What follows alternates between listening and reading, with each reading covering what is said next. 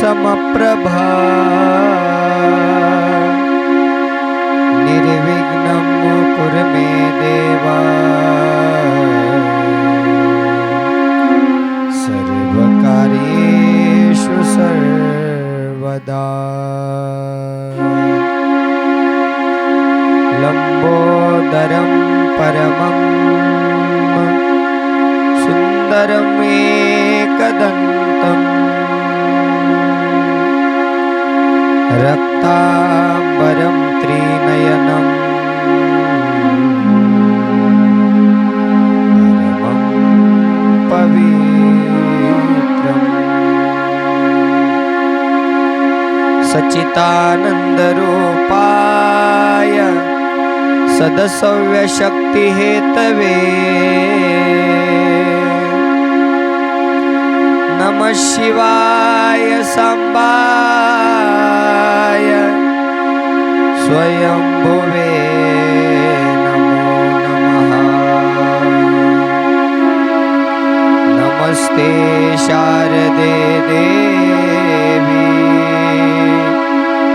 सरस्वती मतिप्रदे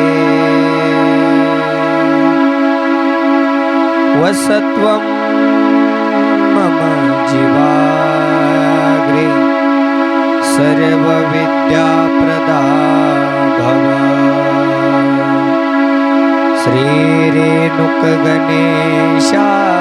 श्रीरेणुकगणेशाख्य रेवनसिद्ध देशिकम् वीरशैवमताचार्य तं वन्दे जगद्गुरुम्। शिवे भक्ति शिवे भक्ति शिवे भक्तिर्भवे भवे अन्यथा शरणं नास्ति त्वमेव शरणं मम त्वमेव शरणं मम त्वमेव शरणं मम। नमः पार्वतीपतये शिव हर हर शिव महापुराण भगवान की कैलाशपति भगवान की ग्रामदेवत भगवान की संगमेश्वर भगवान की वाल्मीकिश्वर भगवान की सब संतन की श्रीमद् जगद्गुरु पंचाचार्य महाराज की संत शिरोमणि मन्मथ स्वामी महाराज की राष्ट्र संत सद्गुरु शिवलिंग शिवाचार्य महाराज की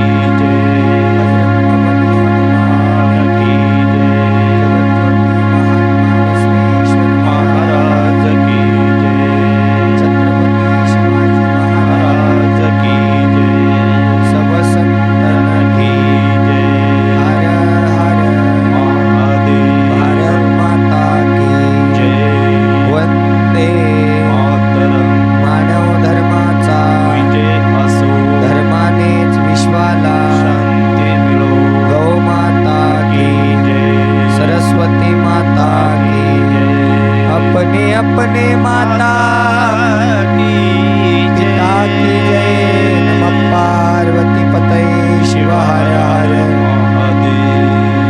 नमः शिवाय ओम नमः शिवाय नमः शिवाय ओम नमः शिवाय नमः शिवाय ओम नमः शिवाय नमः शिवाय ओम नमः शिवाय नमः शिवाय ओम नमः शिवाय नमः शिवाय ओम नमः शिवाय शिवाय नमः शिवाय ओम नमः शिवाय नमः शिवाय ओम नमः शिवाय सौराष्ट्र सोमनाथञ्च श्रीशल्यमल्लिकार्जुनम् उज्जयिनीयमः कालेशम् ओंकारं ममलेश्वरम् नमः शिवाय एक भोलेनाथ एक नमः दीनानाथ शिवाय नमः शिवाय ओम नमः शिवाय परल्यं वैजनाथञ्च डाकिन्यं भीमशङ्करं सेतुबन्धेतु रामेशं नागेशं दारुकावने नमः शिवाय ओम नमः शिवाय नमः शिवाय ओम नमः शिवाय नमः शिवाय ओम नमः शिवाय नमः शिवाय हे भोलेनाथ, नमः शिवाय नमः शिवाय ओम नमः शिवाय नमः शिवाय नमः शिवाय नमः शिवाय ओम नमः शिवाय नमः शिवाय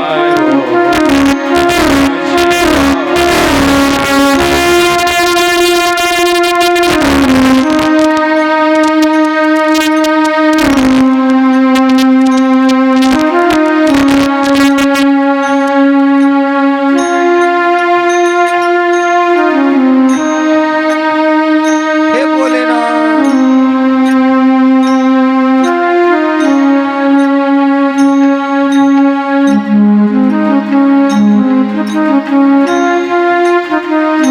जय भोले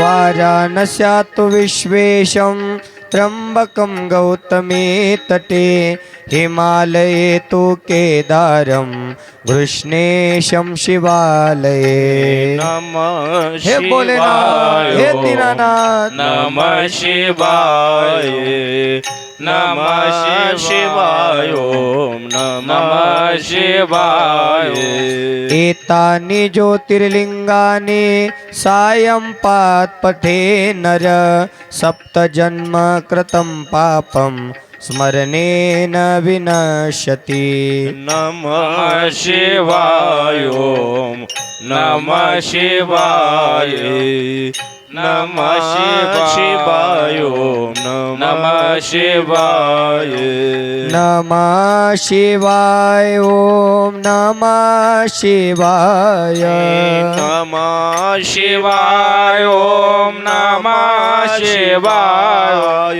नमः शिवाय ओम नमः शिवाय नमः शिवाय ओम नमः शिवाय जय भोले दोनों हाथ ऊपर करके जय भोले नमः शिवाय ओम नमः शिवाय नमः शिवाय ओम नमः शिवाय ओम नमः शिवाय वाह वाह जय भोले नमः शिवाय ओम नमः शिवाय जय भोले नमः शिवाय ओम नमः शिवाय जय भोले नमः शिवाय हर हर भोले नमः शिवाय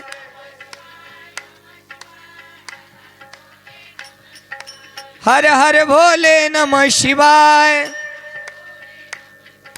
शिव शिव बोलो नमः शिवाय जय भोले नमः शिवाय ओम ओम नमः शिवाय ओम नमः शिवाय ओम नमः शिवाय ओम नमः शिवाय ओम नमः शिवाय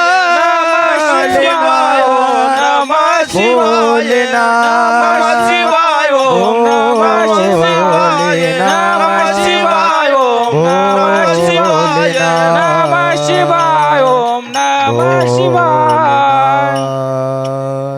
नमः पार्वती पतये शिव हर हर महादेव अखंड शिवनाम यज्ञ सोहळा ग्रंथराज परम रहस्य पारायण भव्य दिव्य महाशिवरात्री पर्व काळ या निमित्तानं संगीतमय शिवकथा ज्ञान यज्ञ सोहळा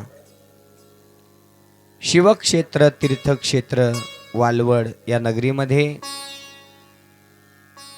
गेल्या 9 वर्षापासून चालत असलेला हा नामयज्ञ सोहळा या वर्षीचं 10वं वर्ष आणि महाशिवरात्रीच्या पर्व काळावरती भगवान शिवाच्या कथा आपल्या जीवनामध्ये ऐकवण्याचं भाग्य ज्यांनी आपल्याला प्राप्त करून दिलेलं आहे असे या सप्ताहाचे मार्गदर्शक ज्यांचं अनुष्ठान या ठिकाणी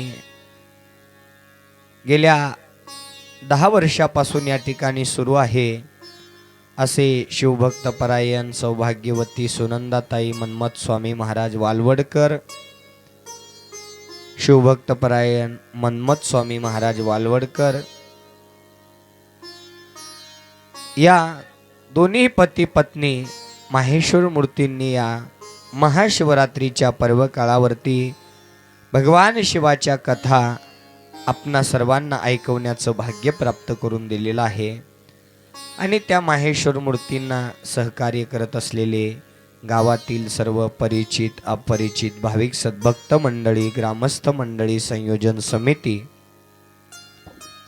सिद्धेश्वराप्पा विभूती असतील त्यांच्यासह सर्वच सप्ताह कमिटीतील संयोजन समिती ज्यांनी या संगमेश्वर भगवंताला कित्येक युगानंतर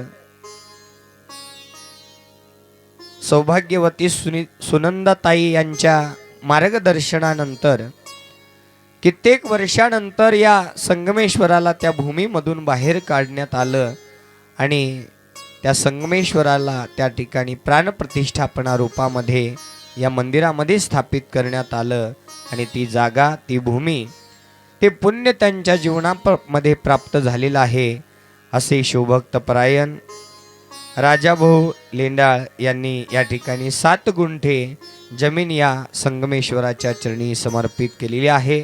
त्यांनी काल मला बोललं होतं महाराज प्रत्येक वेळी त्या ठिकाणी नाव घ्यायची गरज नाही, ही जमीन आम्हाला सुद्धा कोणाकडून तर मिळालेली आहे, त्यांचीच काहीतरी पुण्याई असावे, आम्ही फक्त निमित्त आहोत, पण जो कार्य करतो त्याचं नाव घ्यायला मागे पुढे आम्ही पाहत नाही। त्याच्यामुळे जो कार्य करतो जो दान धर्म करतो आम्ही नाव घेतलं काय ना घेतलं काय तुमचं नाव भगवान शिव परमात्म्याच्या डायरीवर तेव्हाच नोंद झालेलं आहे की नाही। आणि म्हणून नावासाठी परमार्थ नाही आहे, अल्पसहा परिवार म्हणून आपण तो स्तुतीपर परिचय रोजच्या शिवकथा परिवारामध्ये घेत असतो।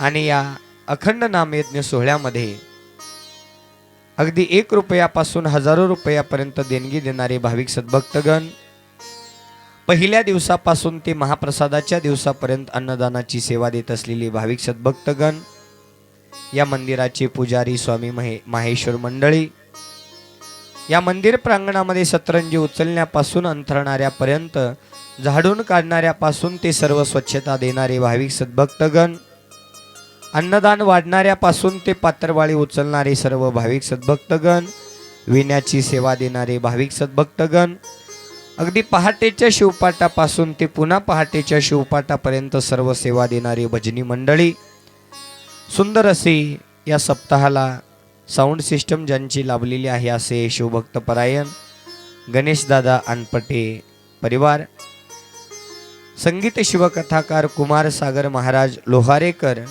व स्वर शिवाणी संगीत संच या कलाकारांच्या राहण्याची, भोजनाची, प्रसादाची, अंघोळ पूजा व्यवस्था करत असलेले शिवभक्त परायण सौ श्री गणेशदादा विभूते परिवार यासह आजच्या चौथ्या दिवसीय शिवकथेसाठी उपस्थित तुम्ही सर्व माता, पिता, बंधू, भगिनी, आपणा सर्वांच्या हृदय मंदिरामध्ये विराजमान असणाऱ्या परमात्म्यरूपी भगवंताच्या मंगलमय दिव्यचरणी अनंत कोटी साष्टांग प्रणिपात समर्पित करून आजच्या चौथ्या दिवसीय शिवकथेला या ठिकाणी प्रारंभ करत असताना अनंत कोटी ब्रह्मांड नायक शाश्वत वैभवाचा स्वामी देवादिदेव शंभू महादेवांच्या मंगलमय दिव्यचरणी अनंत कोटी साष्टांग प्रणिपात समर्पित करून कुलगुरु शतस्थल ब्रह्मी 108 सद्गुरु शांतवीरलिंग शिवाचार्य गुरु महाराज हिरेमठ संस्थान औसा जिल्हा लातूर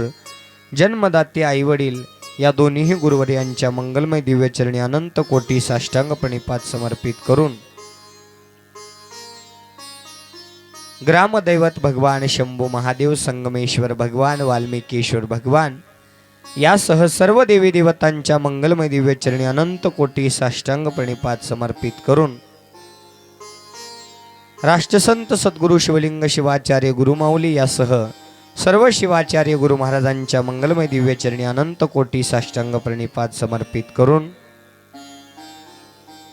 संत शिरोमणी मन्मथ माऊली यासह सर्व साधू संतांच्या मंगलमय दिव्यचरणी अनंत कोटी साष्टांग प्रणिपात समर्पित करून जगज्योती महात्मा बसवेश्वर महाराज, छत्रपती शिवाजी महाराज आदी राजे महाराजे यांना वंदन करून आजच्या चौथ्या दिवसीय शिव महापुराण कथेला प्रारंभ करत असताना काल आपण तिसऱ्या दिवसीय शिव महापुराण कथेमध्ये भगवान शिवाच्या या कथा अनन्य भावनेने जीवनामध्ये श्रवण केल्यानंतर जीवनामध्ये कळत ना कळत झालेलं पाप, जाणून बुजून केलेलं पाप एक वेळा त्या भगवान शिवाची कथा ऐकल्यानंतर ती सगळं पाप जळून जातं. आपण शेवटी मोक्षाचे अधिकारी होऊन कैलासाची प्राप्ती आपल्याला त्या ठिकाणी प्राप्त होते. अशा बिंदुल आणि चंचुला या दोन्हीही पती आणि पत्नींचा उद्धार झालेल्या कथा आपण काल तिसऱ्या दिवसीय शिवकथा परिवारामध्ये श्रवण केलेलं आहोत. आजच्या चौथ्या दिवसीय शिवकथेमध्ये चालत असलेल्या या कलियुगामध्ये सर्वांना पोटी संतती म्हणून मुलाची अपेक्षा आहे. वंशाला दिवा राहावा म्हणून काय पाहिजे? मुलगी नको. प्रत्येकाला मुलगा हवा आहे. पण जर मुलगीच जन्माला नाही आले तर पुढे मुलगा कुठून जन्मणार आहे की नाही? हा एक प्रश्न आहे. स्त्री म्हणजेच एक असं वैभव आहे, अशी देवी आहे. त्याच स्त्रीच्या पोटी जन्म घेणारे जगतज्योती महात्मा बसवेश्वर महाराज, त्याच स्त्रीच्या पोटी जन्म घेणारे संत शिरोमणी मन्मथ माऊली, त्याच स्त्रीच्या पोटी जन्म घेणारे संत ज्ञानेश्वर माऊली, त्याच स्त्रीच्या पोटी जन्म घेणारे छत्रपती शिवाजी महाराज. जर मुलगीच जन्माला नाही आले तर पुढे वंश कसा वाढणार? आणि म्हणून जितका मान मुलाला दिला जातो तितकाच त्याच्याही पलीकडे मोठा मान मुलीला आहे. तरी सुद्धा या कलियुगामध्ये सर्वांनाच नाही पण काही मायमाऊल्यांना त्या ठिकाणी मुलाची अपेक्षा आहे, काही पित्यांना मुलाची अपेक्षा आहे. मुलगी आहे हे समजताच पोटामध्ये काही मायमाऊल्या तिची हत्या करू लागलेल्या आहेत. त्या हत्येचं पाप म्हणून तुम्हाला शेवटी नरक यातना भोगाव्या लागणार आहेत. म्हणून पोटाला वंश राहावा, मुलगा राहावा हे मान्य आहे, पण तो मुलगा कसा असला पाहिजे, कोणत्या मार्गाने चालणारा असला पाहिजे आणि त्या मुलाकडून कशा प्रकारची भक्ती घडली पाहिजे, या सर्व कथा आपण आजच्या चौथ्या दिवसीय शिवकथा परिवारामध्ये श्रवण करणार आहोत. महाशिवरात्रीच्या पर्व काळावरती भगवान शिवाची जर आपण अनन्य भावनेने पूजा केली, ती पूजा कोणत्या प्रकारे करायची आहे, कोणत्या प्रकारचं फूल भगवान शिव परमात्म्याला अर्पण करायचं आहे हे जाणून घेऊन जर आपण महाशिवरात्रीच्या येणाऱ्या 8 तारखेला ब्रह्ममुहूर्तावर भगवान शिव परमात्म्याची जर पूजा केली तर आतापर्यंत केलेली पूजा एकीकडे आहे वर्षभर, आणि महाशिवरात्री दिवशी केलेली पूजा त्याचं फळ वर्षभर केलेल्या पूजेपेक्षा तिप्पट चौपट त्या ठिकाणी अनंत रूपानं तुम्हाला ते फळ प्राप्त होणार आहे.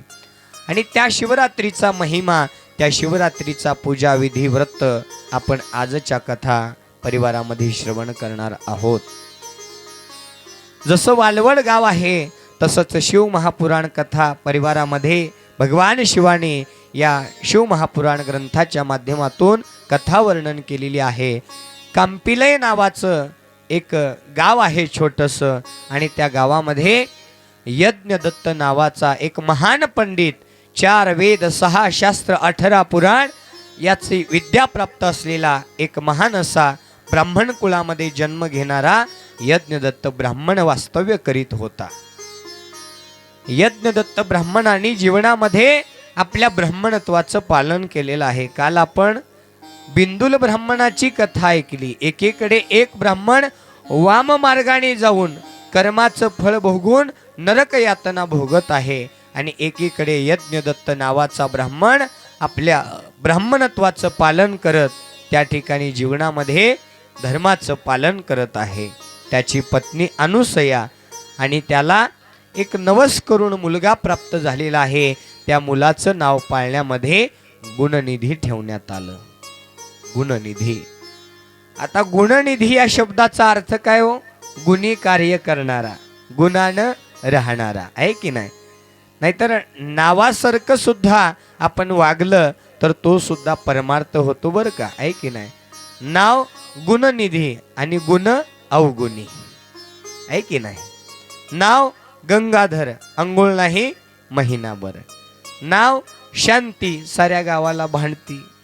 नाव एकनाथ, कधीच भजनाला दिसनात, आहे की नाही? नाव यमुना, तिचं कोणासोबतच जमना.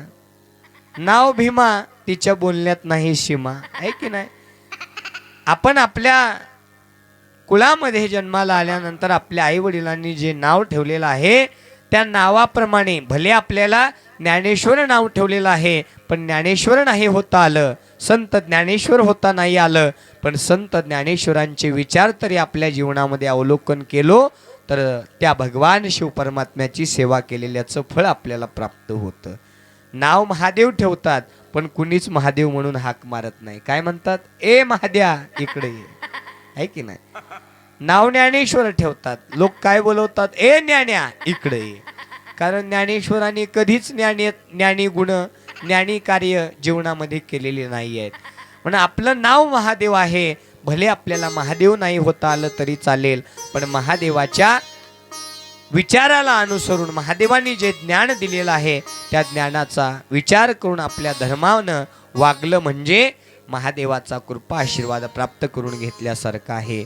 गुणनिधी नावाला गुणनिधी आहे पण जीवनामध्ये सगळे अवगुण शिरलेले आहे. त्याचा परिणाम म्हणजे संगतीचा परिणाम आहे. कुणीच आईच्या पोटातून जन्माला आल्यानंतर डायरेक्ट चोर होत नसतो. कुणीच आईच्या पोटातून जन्माला आल्यानंतर लगेच व्यसन करायला सुरुवात करत नसतो.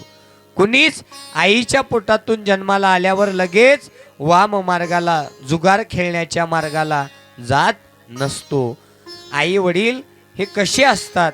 आई वडील आपले मुलं घडवण्याच्या प्रयत्नात असतात. आई वडिलांना वाटतं आपला मुलगा शिकावा, कुठला तरी अधिकारी बनावा, कुठल्या तरी एका चांगल्या पदावर राहावा, यासाठी अहोरात्र आई वडील काबाड कष्ट करतात. पण आपला मुलगा आई वडिलांचं न ऐकता वाईट मित्रांच्या संगतीमध्ये जाऊन, वाईट लोकांच्या संगतीमध्ये जाऊन त्याला वाईट सवय लागते, आहे की नाही? आई वडील चांगलंच शिकवत असतात पण संगतीचा परिणाम म्हणून गुण की अवगुण त्या ठिकाणी आपल्या जीवनामध्ये प्राप्त होतात. मान्य आहे, जीवनामध्ये एक तरी खरा मित्र असला पाहिजे, एक तरी खरी मैत्रीण असलं पाहिजे, जेणेकरून मनातल्या काही गोष्टी आहेत ना, दुःखी सुखी, त्या सगळ्या गोष्टी आपल्या मैत्रिणीजवळ, आपल्या मित्राजवळ सांगता आल्या पाहिजे. पण मित्र आणि मैत्रीण कशी असली पाहिजे? जर मित्र आपला व्यसन करत असेल तर दुसऱ्या चांगल्या मित्रानं त्याला त्या व्यसन करण्यापासून थांबवलं पाहिजे. असा मित्र जीवनामध्ये आपण प्राप्त करून घेतला पाहिजे. मैत्रीण एखादी मैत्रीण वाम मार्गाला जात असेल तर दुसऱ्या चांगल्या मैत्रिणीनं तिला त्या ठिकाणी आपल्या धर्माची शिकवणूक देऊन वाम मार्गातून बाहेर काढून मार्गावरती आणलं पाहिजे. अशांची संगत मित्रांनी आणि मैत्रिणींनी त्या ठिकाणी केली पाहिजे. पण गुणनिधीनं अवगुणी मित्रांची संगत धरली आणि लहानपणापासूनच त्या ठिकाणी जुगार खेळू लागला, मद्यपान प्राशन करू लागला, चोऱ्या करू लागला, लबाड बोलू लागला, साधू संतांची टिंगळ टवाळी करू लागला, वाम मार्गाने कार्य करू लागला. पिता मात्र गावामध्ये नाव कमवू लागलेले आहेत आणि मुलगा मात्र नाव घालवू लागलेला आहे की नाही? बरोबर आहे की नाही? अहो, आपल्या जीवनामध्ये आपल्या मुलांनी जर शिकता नाही आलं तर नका शिकू, अधिकारी नाही होता आलं तर नका हो, पण चार चौघातून आपला बाप जात असताना लोकांनी म्हणलं नाही पाहिजे तो डुलत येणारा, लेझिम खेळत येणारा याचाच मुलगा आहे. आपल्या बापाची मान खाली गेली पाहिजे, आपल्या आईची मान खाली गेली पाहिजे, असं कृत्य कोणत्याच मुलांनी त्या ठिकाणी केलं नाही पाहिजे. सर्वांना मुलगा हवा आहे, पण गुणनिधी सारखा नको. हेच आपल्याला या ठिकाणी श्रवण करायचं आहे. गुणनिधीनं जीवनामध्ये अशा वाईट मित्रांच्या संगतीमध्ये जाऊन वाम मार्ग आपल्या जीवनामध्ये स्वीकारला. आई मांडीवर बसून 8 वर्षाच्या गुणनिधीला सांभाळता सांभाळता तो गुणनिधी लहानाचा मोठा झाला. 15-16 वर्षाचा गुणनिधी आईसाठी लहानच होता. मांडीवरती बसून आई त्याला घास भरवायची आणि त्याला सांगायची मागच्या हाताने, अरे बाळा ऐक ना, तुझे पिता महान असे पंडित आहेत, गावामध्ये त्यांना खूप मोठा मान सन्मान आहे, ते गावामध्ये सगळीकडे पूजा पाठ करत फिरतात आणि त्यांचं नाव तू घालवू नको ना. तुझ्या पित्याच्या पायावर पाय ठेव आणि त्या ठिकाणी तू सुद्धा त्यांच्यासारखाच 4 वेद 6 शास्त्र 18 पुराण याचा अभ्यास करून जीवनामध्ये वाटचाल कर ना. आई प्रत्येक वेळा त्याला सांगायची, पण आईच्या बोलण्याकडे तू लक्ष देत नव्हता.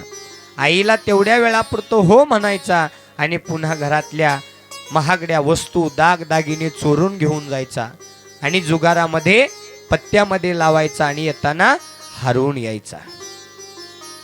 आईनं जर वेळीच वडिलांना आपल्या मुलाचे कार्य सांगितले तर मुलगा वेळीच त्या ठिकाणी सावध होतो. आई कशी असते, आपल्या मुलाची सगळ्या चुका झाकून घेते, पदरात टाकते, कारण त्याचे पिता त्याला मारतील, शिवीगाळ करतील म्हणून. आईची तळमळ वेगळी असते, पण मी म्हणतो चूक आईची आहे.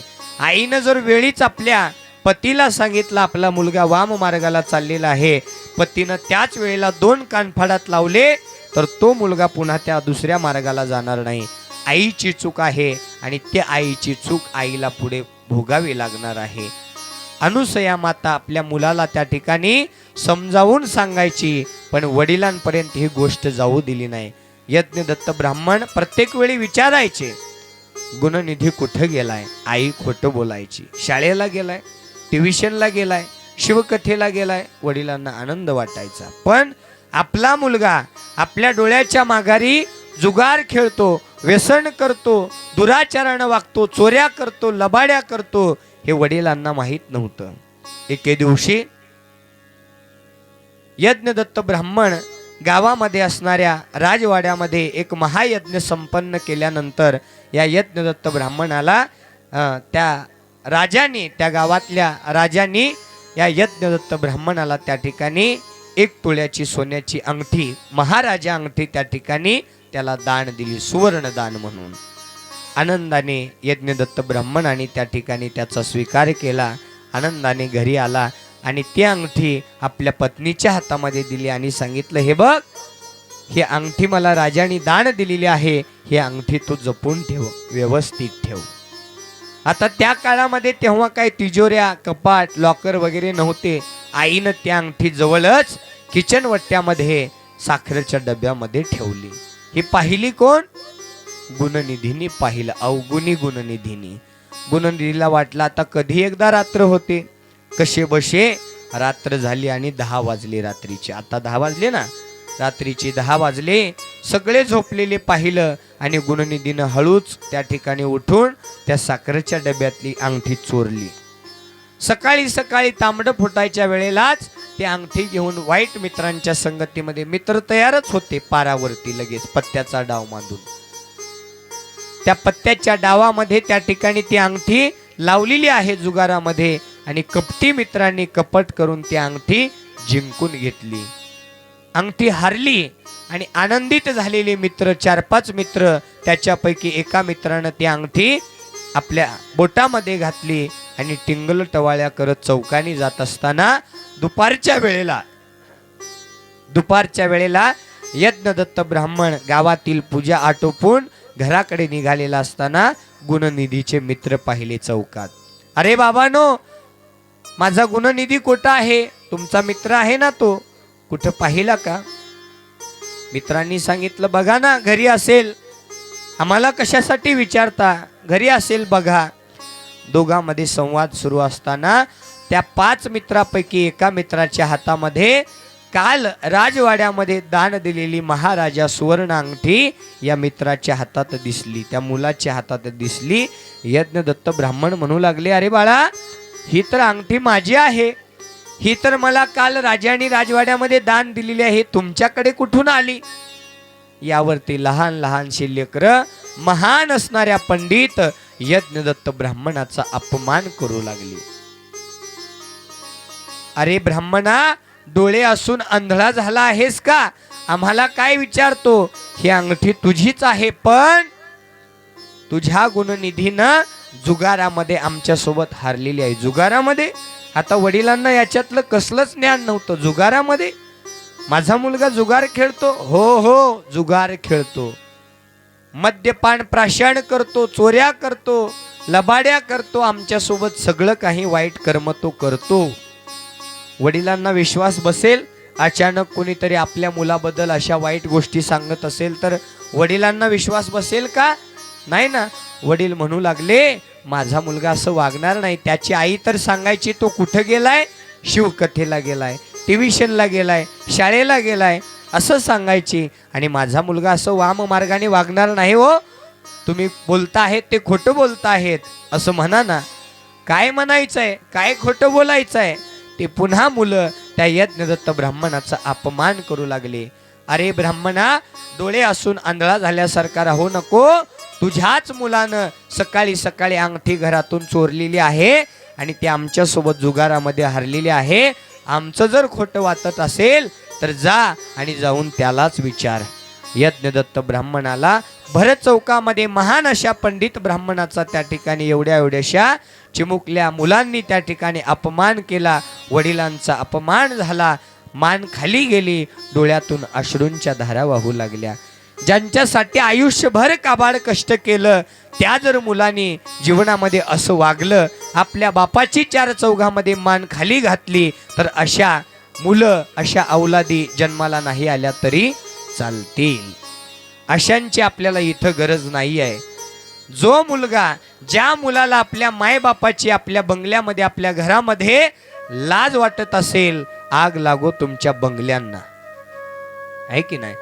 ज्यांनी हे जग दाखवलं, ज्यांनी लहानाचं मोठं करताना हाडाचं काढं केलं, रक्ताचं पाणी केलं आणि हे जग दाखवलं, एवढ्या योग्यतेचं आपल्याला या ठिकाणी बनवलं, त्या मायबापाची जर आपल्या मुलामुळं मान खाली होत असेल तर असा मुलगा नसलेला बरा, शेवटी वांज राहिलेलं बरं, आहे की नाही? आणि अशाच अवस्था या यज्ञदत्त ब्राह्मणाच्या जीवनामध्ये प्राप्त झाल्या. डोळ्यांच्या धारा त्या ठिकाणी, डोळ्यामधून अश्रूंच्या धारा वाहू लागल्या. डोळे पाणावून गेले, दुःखी झाला. दुःखी होऊन मान खाली घालून घराकडे निघाला. घरामध्ये आल्याबरोबर पत्नी होतीच, पाय धुवायला पाणी दिलं आणि पत्नीला पहिला प्रश्न केला, मी तुला काल दिलेली अंगठी आहे ना, ती मला आणून दे, आणून दे. आता आईला माहित होतं, सकाळी चहा करताना पाहिलं होतं साखरेच्या डब्यात अंगठीच नव्हती. आईला माहिती होतं अंगठी कोण घेऊन गेली? गुणनिधीने. आता आई सुद्धा घाबरली, थरथर कापू लागली. आईला सुद्धा काय सांगावं, काय बोलावं त्या ठिकाणी कळेना गेलं. आई सुद्धा भारावून गेली. आई म्हणू लागली, गुणनिधीची आई त्या ठिकाणी म्हणू लागली, अहो ऐकता का, काय अंगठीचं घेऊन बसला आहात? घरी या, आतमध्ये या, पहिल्यांदा प्रसाद घ्या, भोजन करा, मग अंगठीचं बघू. यज्ञदत्ताला खरी गोष्ट माहीत झाली होती. एकदा खरं कळाल्यावर माणूस थांबतं का? नाही थांबत. पत्नीला म्हणू लागला, थांबायचं नाहीये, भोजन नंतर, अगोदर अंगठी आणून दे. तू मी असं थरथर कापू लागली. शब्द वाचेतून फुटत नव्हते, काय बोलावं सुचत नव्हतं. पण शेवटी आता वेळ आली खरं बोलण्याची. आणि म्हणून त्या ठिकाणी एवढे दिवस बोललेलं खोटं एक दिवस तिला त्या ठिकाणी भोग देऊन जाणार आहे हे तिला सुद्धा माहिती नव्हतं. ती खरं बोलू लागली. अहो ऐकता का, अंगठी ही आपल्या मुलानं चोरलेली आहे. आपला मुलगा चोऱ्या करू लागलेला आहे. मद्यपान त्या ठिकाणी ग्रहण करू लागलेला आहे. वाम मार्गाने मार्गकण करू लागलेला आहे. तू काय मला सांगणार? मला त्याची सगळे अवगुण कळालेले आहेत. मी जीवनामध्ये एवढं मोठं नाव कमवलं, एवढं मोठं त्या ठिकाणी अस्तित्व प्रतिष्ठा कमवली, आणि ती प्रतिष्ठा एका क्षणामध्ये भर चौकामध्ये एवढ्याशा लहान लेकरांनी माझा अपमान करून त्या ठिकाणी माझी सर्व प्रतिष्ठा नष्ट केलेली आहे. कोणासाठी मी केलं हे सगळं? कोणासाठी सगळं हे झटलं? कोणासाठी मी आतापर्यंत या ठिकाणी एवढा मोठा खटाटोप केला? बाप म्हणजे बाप असतो बरं का. आई जवळची वाटते, आई जवळ घेते, माया करते, चुंबन घेते, म्हणून आई जवळची वाटते. पण त्याच घरामध्ये काबाड कष्ट करून आपल्या पत्नीचा, आपल्या लेकरांचा सांभाळ करणारा बाप सुद्धा आपण लक्षात ठेवला पाहिजे बरं का. बाप सुद्धा तितकाच महत्वाचा आहे. बाप काय आहे, बाप कोण आहे, आणि या बापाचं कर्तव्य काय आहे? बाप पडद्याच्या समोर कधीच नसतो, बाप पडद्याच्या पाठीमागे असतो. आई रडून मोकळी होते, पण बापाला रडता येत नाहीये.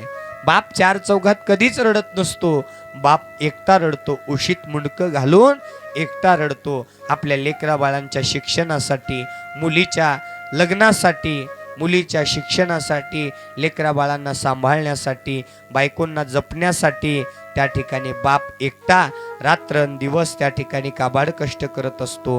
हाडाचं काडं रक्ताचं पाणी करून शेती करत असतो, व्यवसाय करत असतो, नोकरी करत असतो. असा बाप जरी मनाने कठोर वाटत असेल, बोलण्याने कठोर वाटत असेल, पण त्याचा इतका दयाळू कुणीच नाहीये बरं का. त्याच्या इतका दयाळू कुणीच नाहीये. म्हणून अशा बापाला उपमा द्यायची झाली तर काय द्यावी? बापा स्वाभिमानी बाप कनकार कना, त्याच्या काळजात सुद्धा लाजाळूची संवेदना. बाप तलवार ढाल, बाप पेटती मशाल, बाप जागतो म्हणून घर झोपते कुशाल. त्याची पहाडाची छाती, त्याचे हृदय गुलाब, त्याच्या घामाच्या थेंबाला हिऱ्या मोत्याचा रुबाब. उला ढाल करतो हा बाप फक्त घरासाठी, शिव्या शापया जगाचे. बाप घेतो सारे माथी, बाप म्हणजे रे कसा, जसा जसा पाण्यातला मासा, त्याच्या डोळ्यात थेंब कुणा दिसणार कसा.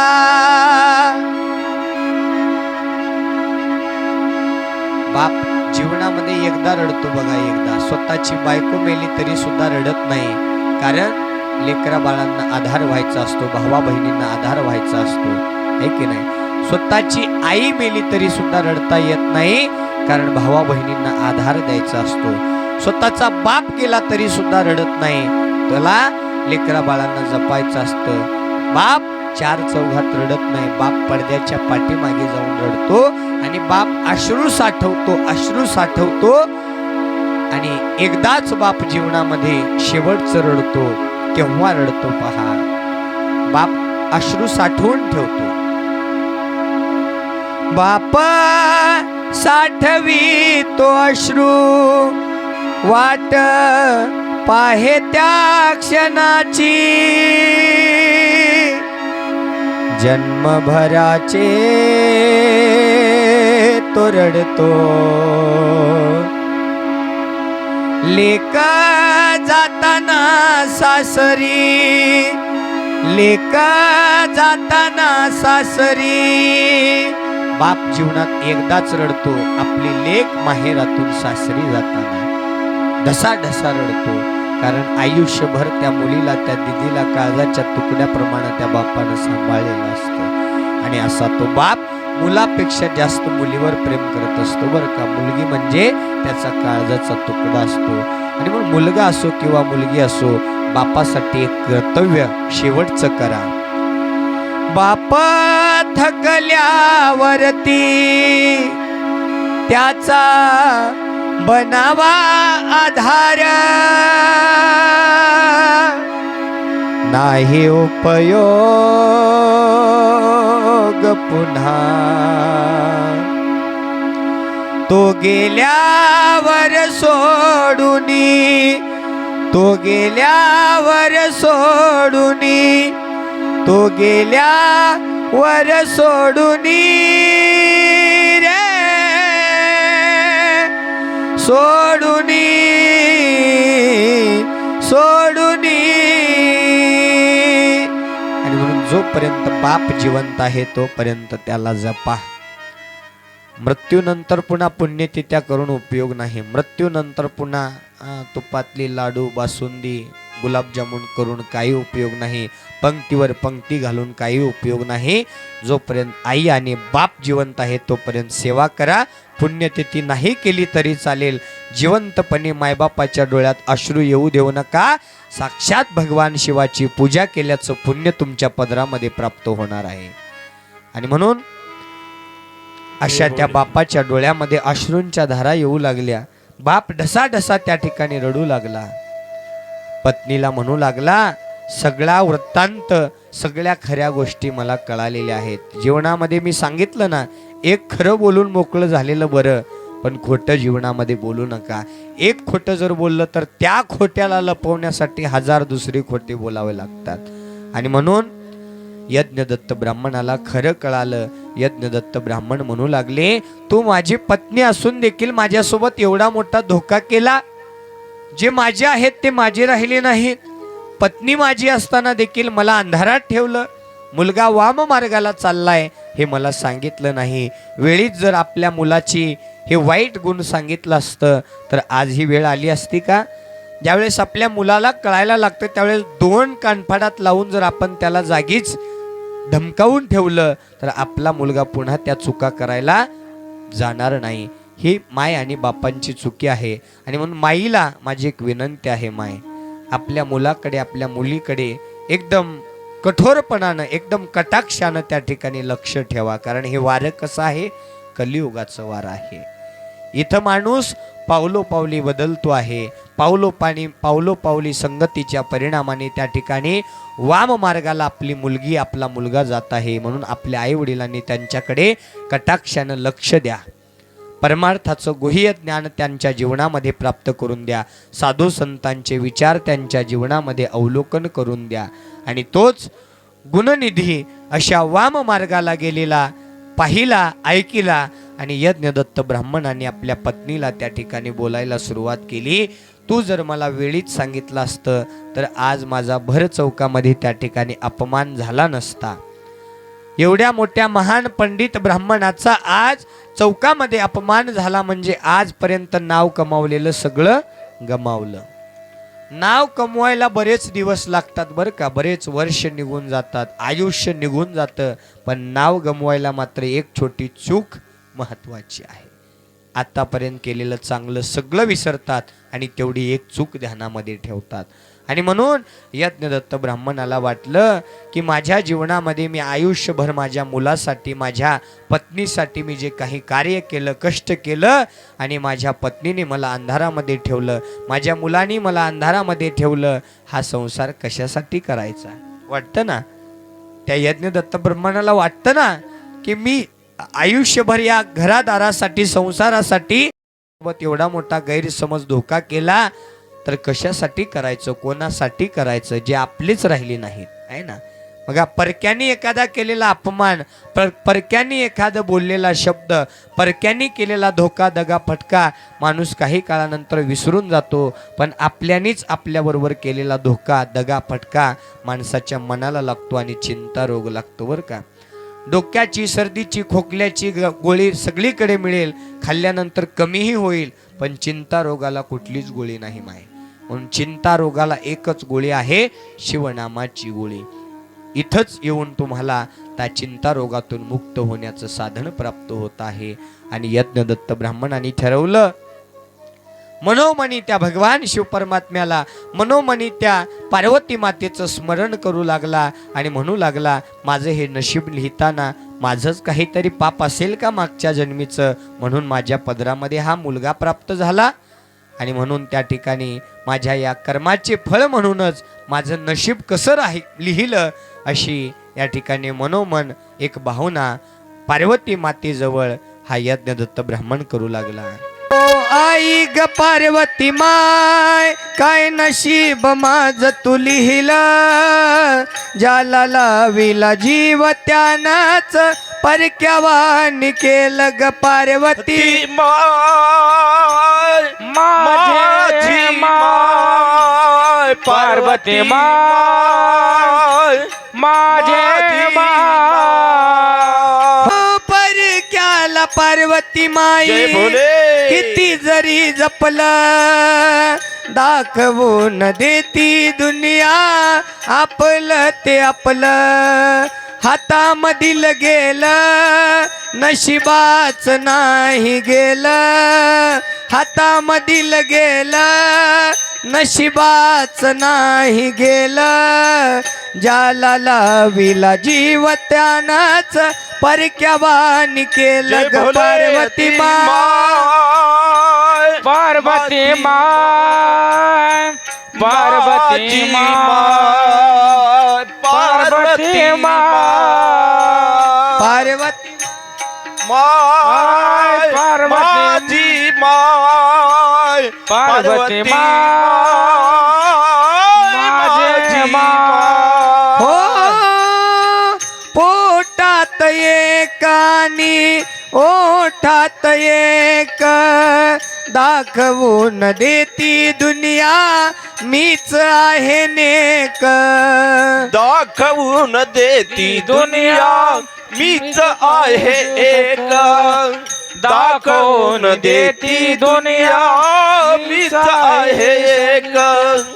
पोटात एक आणि ओठात एक, दाखवून देती दुनिया मीच आहे नेक. आता आपलं मनायाला माझं मन मनाला भेल, आता आपलं मनायाला माझं मन मनाला भेल, ज्याला लाविला जीव त्यानंच परक्यावानी केलं ग पार्वती माय, माझी माय, पार्वती माय, माझी माय, पार्वती माय, माझी माय, पार्वती माय, माझी माय.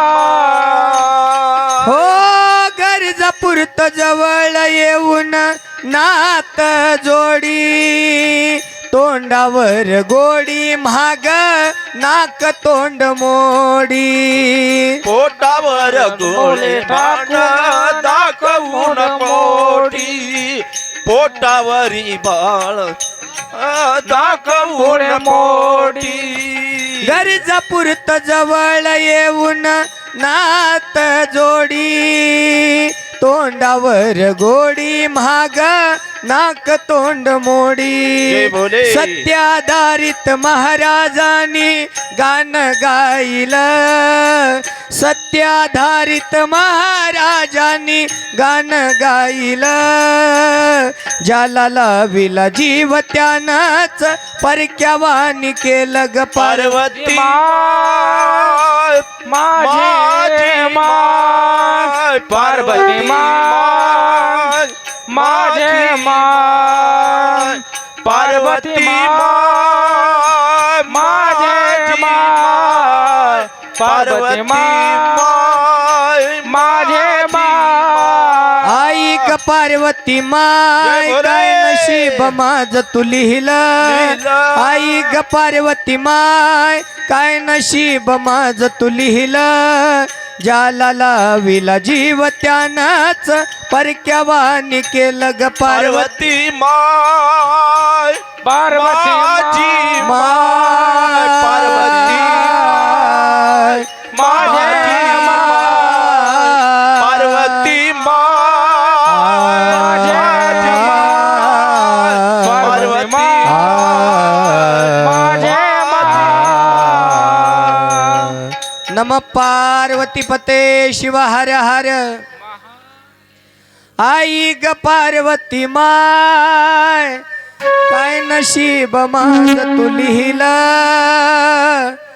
ज्याला लाविला जीव त्यानंच परक्यावानी केलं ग पार्वती माय माझे माय पार्वती माय ग माझे माय मनोमनी त्या पार्वती मातेला त्या ठिकाणी ज्या जीवनामध्ये प्रसंग आलेला आहे तो दुःखाचा आणि जीवनामध्ये ज्या पत्नीसाठी आपण आयुष्यभर या ठिकाणी काबाड कष्ट केलं ज्या संसारासाठी अहोरात्र त्या ठिकाणी आपण कार्य करत राहिलो ज्या मुलाला आपल्याच मार्गावरती त्या ठिकाणी वाढवण्यासाठी मार्गक्रमण करत राहिलो गावामध्ये सगळ्यांचा उद्धार केला पण माझाच मुलगा असं वागत आहे या गोष्टीचं मला ज्ञान प्राप्त झालं नाही पत्नीनंही ते सांगितलं नाही म्हणून दुःखी होऊन त्या ठिकाणी अगदी मनातून त्या ठिकाणी त्याला चिंता रोग लागला किती मी मोठा अभागी आहे मनामध्ये तो कोसून घेऊ लागला आणि यज्ञदत्त ब्राह्मणाने पत्नीला एक संदेश दिला ज्यांच्यावरती जीवापाड प्रेम केलं तेच जर आपले नसतील तर मला हा संसार करायची इच्छा नाही आहे मला या संसारामध्ये राहायची इच्छा नाही आहे आजपासून मी माझा संसार त्यागत आहे म्हणून पत्नीला घराच्या बाहेर काढलं पत्नीला घराच्या बाहेर काढलेली वार्ता ही वाऱ्याप्रमाणे त्या ठिकाणी गुणनिधीच्या कानापर्यंत पोचली गुणनिधी गावामध्ये इकडे तिकडे टवाळखोरपणा करत फिरू लागला होता गुणनिधीच्या कानापर्यंत पोहोचल्यावर गुणनिधीला वाटलं आईनं फक्त मला साथ दिली तर आईला घराच्या बाहेर काढलं मी जर एवढी मोठा त्या ठिकाणी गुन्हा केलेला आहे मी जर घरी गेलो तर मला तर जिवंतच सोडणार नाही घाबरला आणवानी पायानं त्या ठिकाणी त्यानं ठरवलं की आता आपण गावात राहायचं नाही घराकडेही जायचं नाही आहे आणि गुणनिधीनं गाव सोडून जाण्याचा निर्णय घेतला आणि दुराचाराने वागणारा पापी असणारा गुणनिधी अनवानी पायानं गावाच्या बाहेर चालू लागला ऊन तापलेला आहे पाय भाजू लागले पायाला चटके लागू लागले तेव्हा आईचे एक एक शब्द आठवू लागले माझी आई मला नेहमी सांगायची की बाबा वाम मार्गाला जाऊ नको वाईट मार्गाला जाऊ नको अशी आई मला नेहमी सांगायची पण मी आईचं ऐकलं नाहीये ऐके नाही मुलं वयानुसार वेळेनुसार आईसाठी बदलत असतात बरं का आईची माया मुलगा जन्मल्यापासून ते मुलगा म्हातारा होईपर्यंत आईसाठी तो लहानच असतो पण मुलं मात्र वयाप्रमाणे आईसाठी बोलणं बदलतात बघा मुलगा 2 वर्षाचा असताना आईसाठी शब्द उच्चारत आहे. मुलगा 2 वर्षाचा असताना माझ्या आईला कोणी पाहिलं का? मला माझी आई हवी आहे. आई कुठे गेली असेल? 2 वर्षाचा असताना. तिथून पुढं मुलगा 5 वर्षाचा झाला. आई कुठे आहेस ग? मी शाळेला चाललोय. अच्छा टाटा, मला शाळेत तुझी खूप आठवण येते. तिथून पुढं मुलगा 8 वर्षाचा झाला. आई आई लव यू. आज टिफिन मध्ये काय आहे ग? आई आज शाळेतून खूप असा गृहपाठ दिलेला आहे, तू मला मदत करशील का? वयाच्या 8व्या वर्षी. पुन्हा मुलगा त्या ठिकाणी 12 वर्षाचा झाला. बाबा आई कुठे आहे हो? शाळेतून घरी आल्यावर आई दिसली की नाही? समाधान वाटतं हो. आई कुठं आहे? 12 वर्षाचा असताना. पुन्हा मुलगा 14 वर्षाचा झाला. पुन्हा बोलू लागला, आई बस ना ग जवळ माझ्या, मला खूप काही बोलायचं आहे तुला. तिथून पुन्हा मुलगा 18 वर्षाचा झाला. 18व्या वर्षी बोलू लागला, काय ग आई तू तरी समज ना, बाबांशी बोल ना, मला पार्टीला जाऊ द्यायला सांग ना. 18 वर्षाचा असताना. तिथून पुढं मुलगा 22 वर्षाचा झाला आणि 22व्या वर्षी बोलतो आहे, काय ग आई जग बदलले आहे, तू समजत नाहीयेस, तुला काही कळतच नाहीये. 22व्या वर्षी. पुन्हा मुलगा तिथून 25 वर्षाचा झाला. आई आई जेव्हा बघावं तेव्हा काय शिकवत असते ग? मी काय आता लहान बाळ राहिलेला आहे का? मुलगा जसं जसं वयानं मोठा होऊ लागला तसं तसं आईविषयी शब्द बदलू लागला. पुन्हा मुलगा 28 वर्षाचा झाला. ए आई ती माझी पत्नी आहे, तू समजून घे ना तिला, तिला शिकवण्यापेक्षा तू तुझी मानसिकता बदल. तिथून पुढे मुलगा 30 वर्षाचा झाला. काय ग आई, काय ग आई, ती पण एक आई आहे, तिला तिच्या मुलांना सांभाळता येते, तू प्रत्येक बाबतीत लुडबुड करत जाऊ नको ना. मुलगा 30 वर्षाचा असताना आईविषयी शब्द उच्चारत आहे आणि त्यानंतर आईला कधी विचारलंच नाहीये, आई कधी म्हातारी झाली त्याला कळालंच नाही. आई तर आज पण तीच होती, उद्याही तीच आहे, परवालाही तीच राहणार आहे. आई कधी म्हातारी झाली त्याला कळालंच नाही. आई एक दिवस हे जग सोडून गेली आणि मुलगा 50 वर्षाचा झाला आणि एक दिवस आई आई गप्प का आहेस, बोल ना माझ्याशी, 2 शब्द त्या ठिकाणी मला तोंड भरून बोल ना, माझ्याशी संवाद कर ना, मला त्या ठिकाणी हाताने जेवू घाल ना. पण ती आई अशा निद्रेमध्ये निद्रस्त झालेली आहे जिथून पुन्हा कधीच कोण परत येत नाही आहे की नाही. वो कौन सी चीज है जो यहाँ नहीं मिलती, वो कौन सी चीज है जो यहाँ नहीं मिलती, सब कुछ मिलता है यहाँ लेकिन माँ नहीं मिलती, माँ नहीं मिलती. अहो देवी देवतांना सुद्धा आईची छत्रछाया भाग्यामध्ये प्राप्त झालेली नाही आहे. आईची छाया, आईची माया मिळणं म्हणजे भाग्यामध्ये लागतं. ज्याच्याजवळ आई आणि बाप आहेत त्याच्यासारखा भाग्यवान कोणी नाही आहे. स्वामी तिन्ही जगाचा, आई विना भिकारी. सगळं काही ऐश्वर्य आहे आणि आई आणि बाप जर जवळ नसतील तर त्या ऐश्वर्याला शून्य किंमत आहे. आणि ती आई एकदाची या जगातून निघून गेली आणि तो मुलगा पुन्हा आईला हाक मारू लागला, आईला कळवाळू लागला, आईला येण्याची विनंती करू लागला. पण आई येईल का? येणार नाही. आई माझे एक धावुनी, जवळ घे ना माया लावुनी, आई ये ना, आई माझे एक धावुनी, जवळ घे ना माया लावुनी, आई ये ना, आई माझी जवळ घेऊनी, ये माझी जवळ घेऊनी, आई माझी ये ना दावणी, जवळ ये ना तुझ्या आईने. आई ये ना, आई माझे एक धावुनी, जवळ घे ना माया लावुनी, आई ये ना आई माझे ये गधावुनी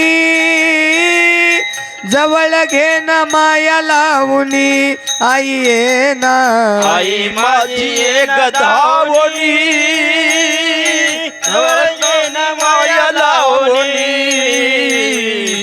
आई माझी एक धावणी जवळ माया लावणी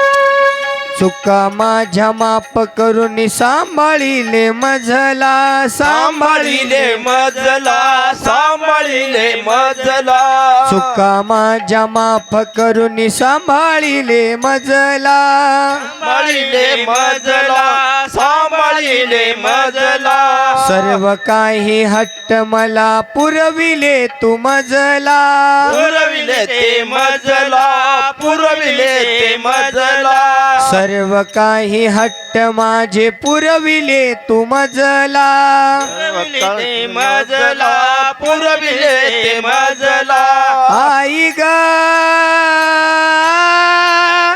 आई ग आई ग शोधू कुठ तुला माझे आई ग आई माझे एक धावुनी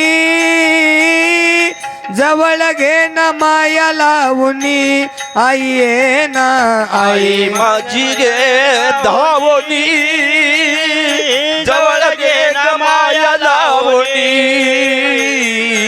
आई माझी एक धावणी जवळ घे ना माया लावणी हो 9 महिने 9 दिवस वागविले मजला वागविले मजला वागविले मजला 9 महिने 9 दिवस वाढविले मजला वाढविले मजला वाढविले मजला जन्म आलो तेव्हा घास भरविले तू मजला भरविले ते मजला भरविले ते मजला आई ग माझे आई ग आई ग ये ना माझे आई ग आई माझे एक धावुनी जवळ घे ना माया लावुनी आई ये ना आई माझे एक धावणी जवळ घे ना माया लावणी आई माझी एक धावणी जवळ घे ना माया लावणी नम पार्वतीपते शिव हर हर. ज्या आईनं आयुष्यभर चुका माफ केल्या, झालेल्या त्या ठिकाणी लहानपणी खोड्या चुका सगळ्या काही माफ करून ज्या आईनं आपल्याला लहानाचं मोठं केलं आणि ती आई या जगातून निघून गेली आणि निघून गेल्यानंतर वेळ निघून गेल्यानंतर मग पुन्हा हाक मारून कळवळा करून देवाचा धावा करून उपयोग आहे नाही आहे. आणि अशाच पद्धतीनं प्रत्येक तरुणाने जोपर्यंत आपली आई आणि बाप जिवंत आहे तोपर्यंत त्यांना जपा, डोळ्यात त्यांच्या अश्रूंच्या धारा येऊ देऊ नका. कारण आई वडिलांसारखं दैवत या जगामध्ये दुसरं कुठलं नाही आहे. आई वडील समाधानी, आई वडिलांच्या चेहऱ्यावर आनंद, तर तो भगवान शिव परमात्मा तुमच्या चेहऱ्यावरचा आनंद कधीच कमी होऊ देणार नाही आहे. आणि म्हणून गुणनिधीला सुद्धा पायाला चटके त्या ठिकाणी बसू लागले. जंगलामध्ये त्यानं प्रवेश केलेला आहे आणि तो गुणनिधी त्या ठिकाणी अनवाणी पायाने जंगलामध्ये चालू लागला. पायाला त्या ठिकाणी काटे घुसू लागलेले आहेत, रक्ताच्या धारा वाहू लागल्या आणि एक एक आईचा शब्द आठवू लागला. आहे की नाही? वेळीच जर आईचं ऐकलं असतं तर आज ही वेळ आली असती का हो? आहे ना? म्हणून वेळ आहे तोपर्यंत वेळेचं सोनं करा. वेळ निघून गेल्यानंतर पुन्हा उपयोग नाही आहे. आई या शब्दाचा साधा सोपा अर्थ बघा, म्हणजे 9 महिने 9 दिवस दगडासारखं ओझं ज्या माईनं पोटामध्ये वागवलेलं आहे तिला आई म्हणता येईल. आहे की नाही? आईची व्याख्या शब्दात करता येणार नाही आहे की नाही? आणि म्हणून ज्याच्या जवळ आई आहे त्याला त्याची किंमत नाही आहे. आणि गुणनिधीला आईची किंमत आईपासून दूर झाल्यावर त्या ठिकाणी कळू लागली.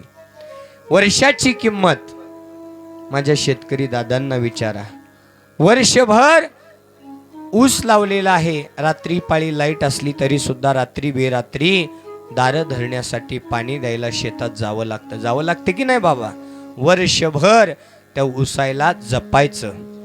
त्याच्यानंतर ऊस चांगला आल्यावर कोणत्या कारखान्याला घालायचं याचं टेन्शन.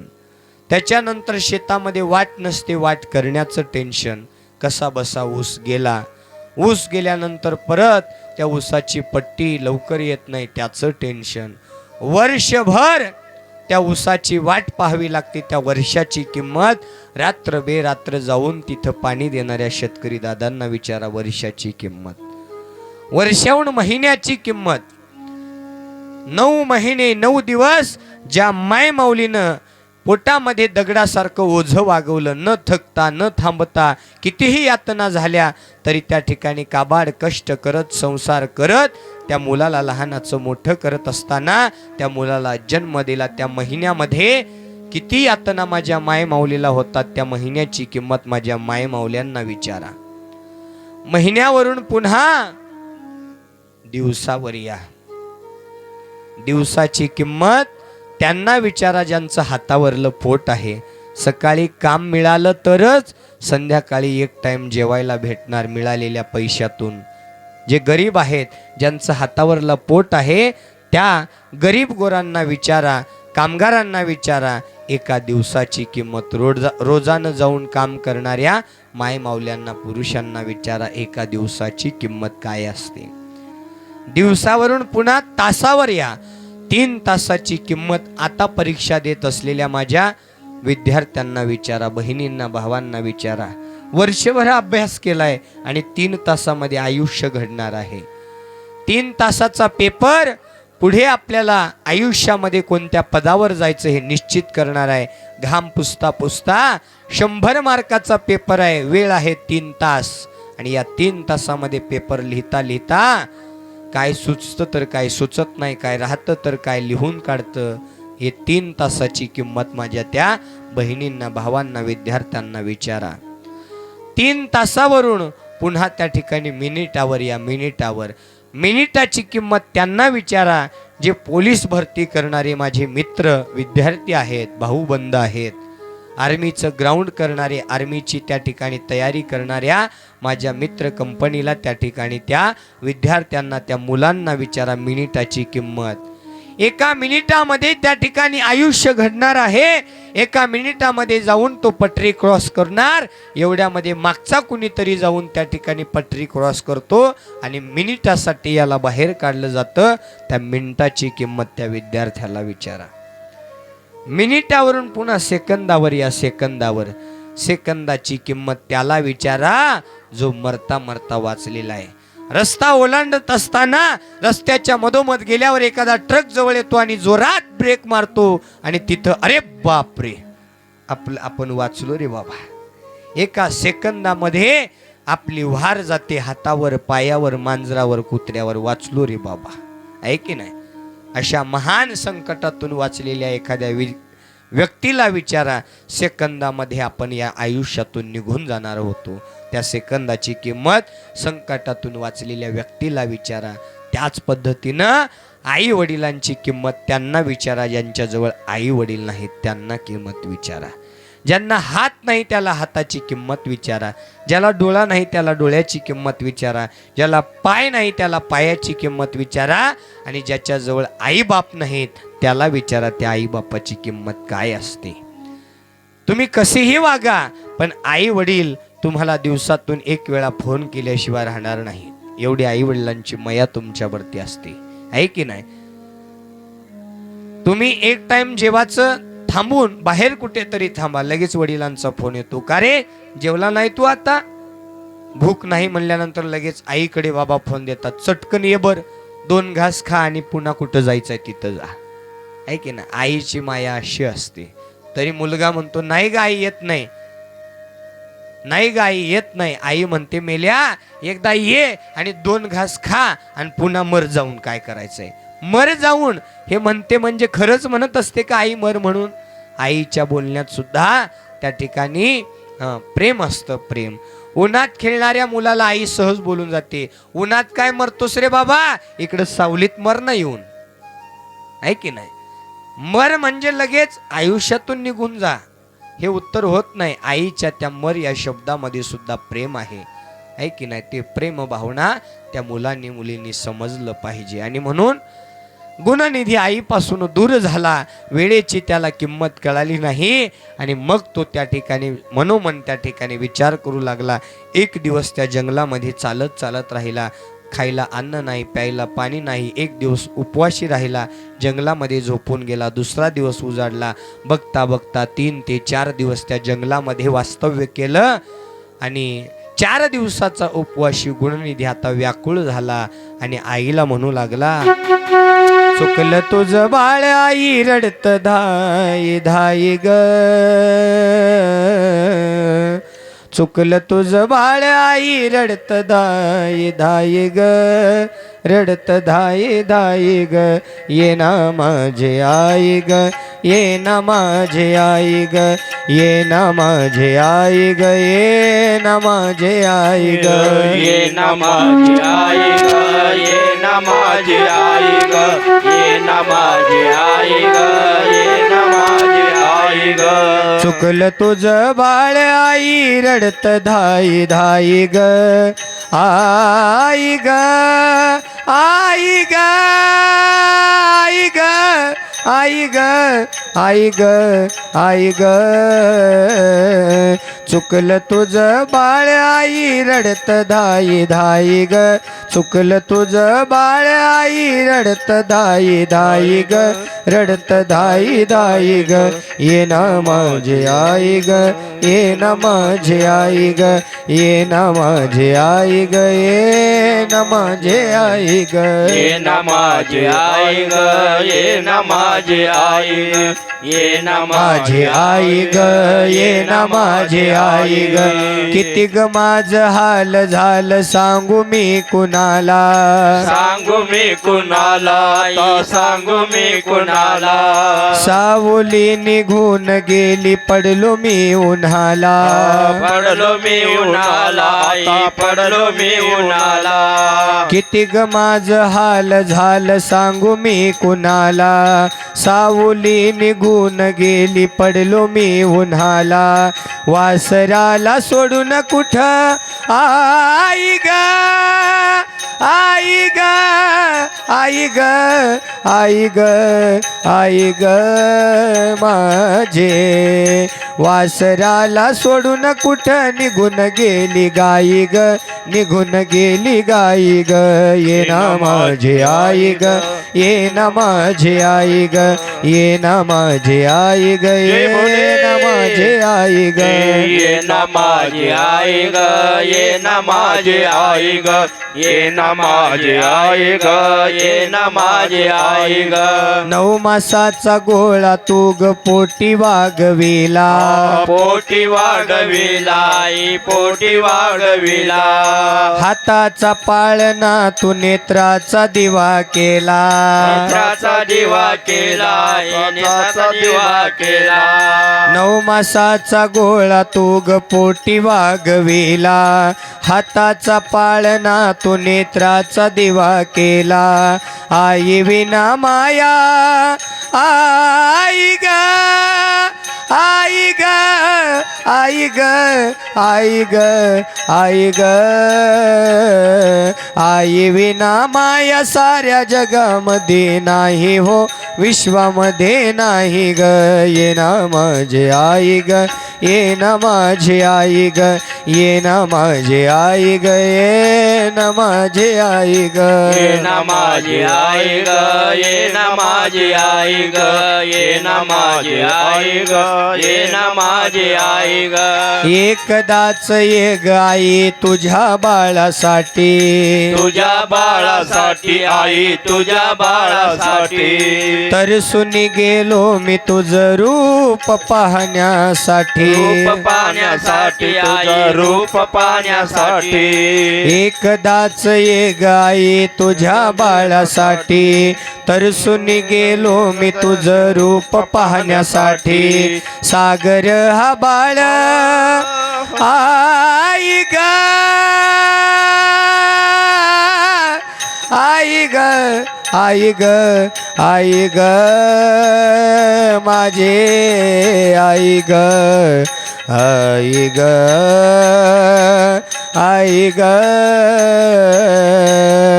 सागर हा बाळ तुझ्या अंतरात राही ग सागर हा बाळ तुझ्या अंतरात राही ग अंतरात राही ग येना येना येना येना येना माझे आई ग येना माझे आई ग येना माझे आई ग येना माझे आई ग येना माझी आई ग येना माझी आई ग येना माझी आई ग येना माझी आई ग हो चुकलं तुझं बाळ आई रडत धाई धाई ग चुकलं तुझं बाळ आई रडत धाई धाई ग रडत धाई धाई ग येना माझी आई ग येना माझी आई ग येना माझी आई ग येना माझी आई ग येना माझी आई ग आई ग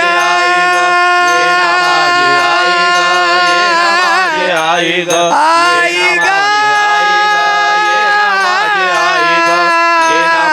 आई ग आई ग आई ग माझे आई ग नमः पार्वती पते शिव हर हर चुकलं तुझं बाळ आई रडत धाई धाई ग रडत धाई धाई ग येना माझे आई ग येना माझे आई ग एकदाच ये ग आई तुझ्या बाळासाठी तरसुनी गेलो मी तुझं रूप पाहण्यासाठी आई विना माया सर्व जगामध्ये नाही ग विश्वामध्ये नाही ग येना माझे आई ग येना माझे आई ग किती ग माझं हाल झालं सांगू मी कुणाला सावली निघून गेली पडलो मी उन्हाला वासराला सोडून कशी वासराला सोडून कुठं निघून गेली गाई ग निघून गेली गाई ग येना माझे आई ग येना माझे आई ग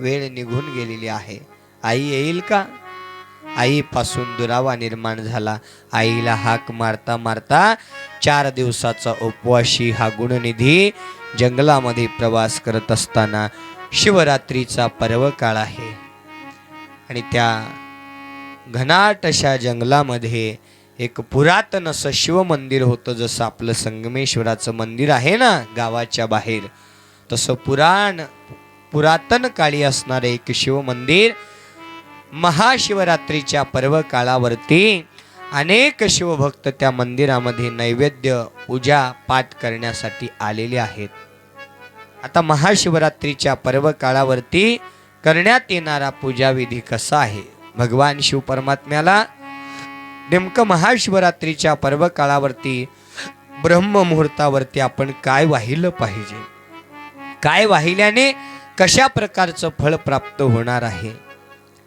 महाशिवरात्रीच्या पर्व काळावरती भगवान शिव परमात्म्याला गाईचं, गावरान गाईचं दूध, भस्म, बिल्वपत्र, पांढरी आणि लाल फुलं, तांदूळ, साखरेचा नैवेद्य, चुरम्याचा नैवेद्य भगवान शिव परमात्म्याला त्या ठिकाणी अर्पण करायचं आहे.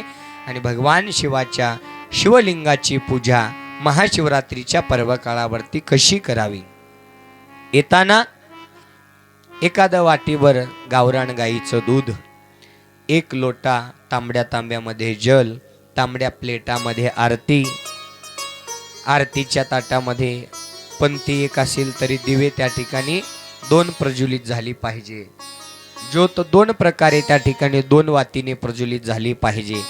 सोबत भस्म, कुंकू नाही आणलं तरी चालेल, तांदूळ, बिल्वपत्र, 11 पांढरी फुलं, 11 लाल फुलं, अक्षता, तुम्हाला बसण्यासाठी आसन, देवाला पुसण्यासाठी स्वच्छ कपडा, एवढ्या चुरम्याचा लाडू, खिरीचा नैवेद्य, जोड गव्हाच्या खिरीचा नैवेद्य, शेवयाची खीर भगवान शिव परमात्म्याला महाशिवरात्रीच्या पर्व काळावरती या ठिकाणी पूजा करण्यासाठी घेऊन यायचं आहे.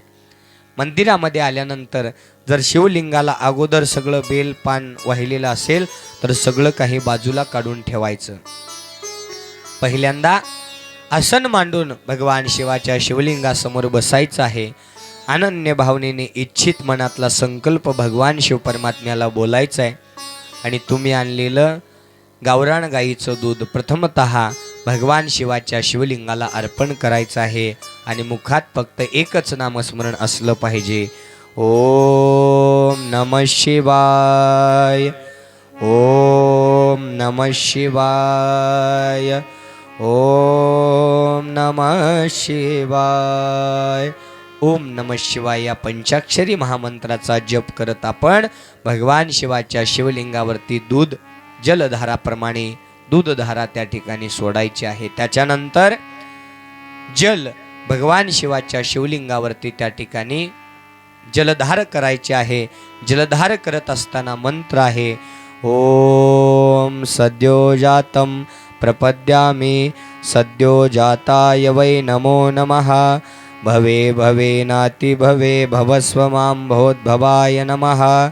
ओम वामदेवाय नमो, ज्येष्ठाय नमः, श्रेष्ठाय नमो, रुद्राय नमः, कालाय नमः, कलविकरणाय नमो, बलविकरणाय नमो, बलाय नमो, बलप्रमतनाय नमः, सर्वभूतदमनाय नमो, मनोन्मनाय नमो, अघोरेभ्यो तघोरेभ्यो घोर घोरतरेभ्यः शर्वेभ्यो सर्वशर्वेभ्यो नमस्ते अस्त्रोदृप्येभ्यः. ओम तत्पुरुषाय विद्महे महादेवाय धीमहि तन्नो रुद्रः प्रचोदयात्.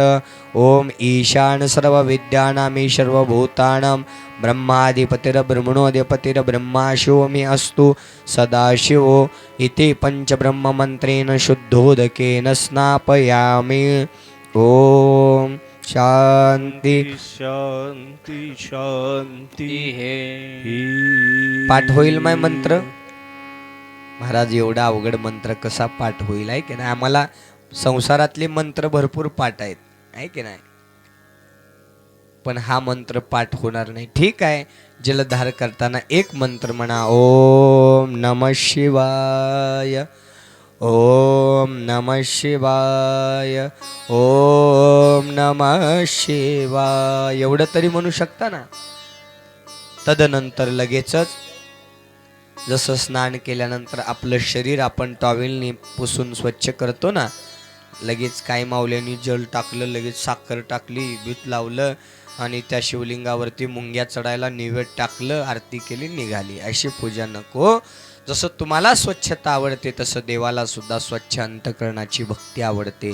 गाभाऱ्यामध्ये जास्त दुर्गंध करायचा नाही आहे. जास्त त्या ठिकाणी जे काही फुलं, पाणी, जल जे आहे की नाही ते असं गाभाऱ्यामध्ये इकडे तिकडे पसरू द्यायचं नाही. जल वाहून झाल्यानंतर आपण जो स्वच्छ कपडा आणलेला आहे त्या कपड्याने संपूर्ण शिवलिंग पुसून घ्यायचा आहे. फक्त प्रत्येक कार्य करताना मुखात ओम नमः शिवाय हाच मंत्र असला पाहिजे. एखादी मैत्रीण आली म्हणून त्याच्यासोबत गप्पा मारत पूजा करायच्या नाही, आहे की नाही.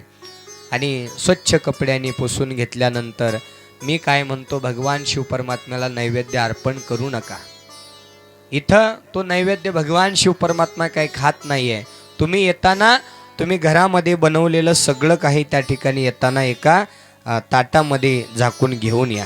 मी काय म्हणतो आहे, तुम्ही किती पोळ्या बनवलात, किती स्वयंपाक बनवलात, ते सगळं काही त्या ठिकाणी येताना घेऊन या.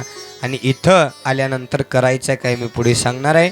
स्वच्छ त्या ठिकाणी कपड्यांनी शिवलिंग स्वच्छ पुसून घेतल्यानंतर त्या ठिकाणी तदनंतर त्रिपुंड्र भस्म भगवान शिव परमात्म्याच्या शिवलिंगाला आपल्याला लावायचं आहे. भस्म डावीकडून उजवीकडे ओढावं का उजवीकडून डावीकडे ओढावं हो? कसं आहे माय माऊल्यानं माहिती आहे का? वा, मन्मथ स्वामी महाराजांनी सांगितलेलं बरोबर आहे. डावीकडून उजवीकडे ओढलं पाहिजे. उजवीकडून डावीकडे केव्हा ओढतात महाराज?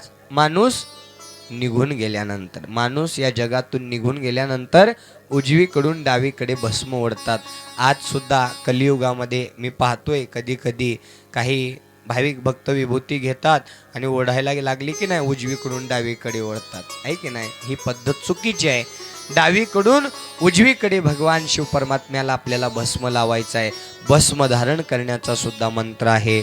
ओम अनादि शाश्वतं शांतं चैतन्यं चित्स्वरूपकं चिदंगवृषभाकारं चिद्वत्सलिंगधारं श्री सांब सदाशिवाय नमः. भस्मं धारयामी. पाठ होणार नाही म्हणून ओम नमः शिवाय. ऐक ना, शेवटी ओम नमः शिवायची जोड आहेच ना. त्याच्यानंतर कुंकू लावायचं नाही. त्याच्यानंतर आणलेलं बिल्वपत्र, 3 पत्री बेल शंकराला आवडतं. ते 3 पत्री बेल 3 जन्माचं पाप नष्ट करणार आहे. ते बेल वाहण्याचा मंत्र आहे ओम त्रिदलं त्रिगुणाकारं त्रिनेत्रं त्रियायुधं त्रिजन्म पाप संहारं एकबिल्वं शिवार्पणं. पाठ होणार नाही ओम नमः शिवाय. ओम नमः शिवाय. आहे की नाही, पाठ होणार नाही म्हणून ओम नमः शिवाय. त्याच्यानंतर 11 बिल्वपत्र. नेम आहे 108 बिल्वपत्र वाहण्याचा. 108 बिल्वपत्र वाहताना 108 भगवान शिवाचे नाव घेऊन शिवनामावली म्हणून आपल्याला बिल्वपत्र व्हायचं आहे. ओम शिवाय नमः. ओम शंकराय नमः. ओम शूलपानये नमः. ओम खटवांगिने नमः. ओम पशुपते नमः. ओम उमापते नमः. ओम गंगाधराय नमः. ओम ललाटाक्षाय नमः. ओम वृषभध्वजाय नमः. ओम गौरीपतये नमः. ओम गणनाथाय नमः. अशी 108 भगवान शिवाचे नाव घेऊन आपल्याला बिल्व व्हायचं आहे. पण तेवढे पाठ होत नाहीत म्हणून ओम नमः शिवाय. ओम नमः शिवाय एवढं म्हणून आपण बिल्वपत्र वाहू शकता. त्याच्यानंतर 11 पांढरी फुलं, 11 लाल फुलं भगवान शिव परमात्म्याला व्हायचं आहे. मंत्र आहे ओम तुर्यवन संभूतं नानागुण समर्पितं अनन्य भाव संपन्नं पुष्पानि समर्पन्तु. पाठ होणार नाही ओम नमः शिवाय. आहे की नाही, पाठ होणार नाही म्हणून ओम नमः शिवाय मात्र पाठ होतं. त्याच्यानंतर अक्षता व्हायची. अक्षता तांदूळ. ओम अक्षतान धवलान दिव्यास्तिल तुंडुल मिश्रितान अर्पयामी महाभक्त्या प्रसिद्ध परमेश्वरान. पाठ होणार नाही ओम नमः शिवाय. अक्षता वाहिल्या. तुम्ही आणलेलं नैवेद्य शिवलिंगावरती ठेवू नका. शिवलिंगावरती पेढे ठेवता, साखर ठेवता, मुंग्या लागतात आणि शिवलिंगाला त्या ठिकाणी सगळा दुर्गंध करून जाता. नैवेद्य फक्त भगवान शिव परमात्म्याला अर्पण करायचं आहे. ओम नैवेद्यम षड्रसोपेतुम नाना भक्ष समन्वितम. पाठ होणार नाही ओम नमः शिवाय. आणि समर्पण करून त्या ठिकाणी जल पाणी त्या ठिकाणी शिंपडायचं आहे. त्याच्यानंतर धूप अगरबत्ती. ओम वनस्पतिरसोपेतो गंधाढ्यो धूप उत्तम अग्रेय सर्व देवाना धूपोयम प्रतिगृह्यताम. पाठ होणार नाही ओम नमः शिवाय. आहे की नाही. ओम नमः शिवाय म्हणून अगरबत्ती ओवाळायची आहे. त्याच्यानंतर आरती घ्या. आरती घेतल्यानंतर त्या ठिकाणी एक तरी आरती आपल्याला पाठ असली पाहिजे. आपल्याला संसाराच्या आरत्या भरपूर पाठ आहेत, आहे की नाही. पण एक तरी त्या भगवंताची, त्या संगमेश्वराची, गणपतीची आरती मायमाऊलीने पाठ केली पाहिजे. आरती भीमा शंकरा ज्योतिर्लिंग परस्परा ओवाळितो कर्पूर शिवगवरा. भीमा शंकरा कर्पूर शिवगवरा भक्ता सोडून भवदूर मंदिर तुझे दरी खोर सत्व पासी खरोखर. भीमा शंकरा कर्पूर शिवगवरा भीमा निगुणी तुझे चरणी पावन करसी सर्वधरणी करणी आहे तुझी न्यारी. भीमा शंकरा कर्पूर शिवगवरा भीमा शंकरा कर्पूर शिवगवरा. गगना भेद तुझे शिखर पाहता पापता पहार सन्मुखी उभा नंदीश्वर. भीमा शंकरा कर्पूर शिवगवरा. एक आरती तुझला राया शोकनाशक शिवराया बाकी तो शंभो गौरीवरा. भीमा शंकरा कर्पूर शिवगवरा. भू कैलास खरोखर कमलजा देवी अवतार करी तो प्रभू नमस्कार.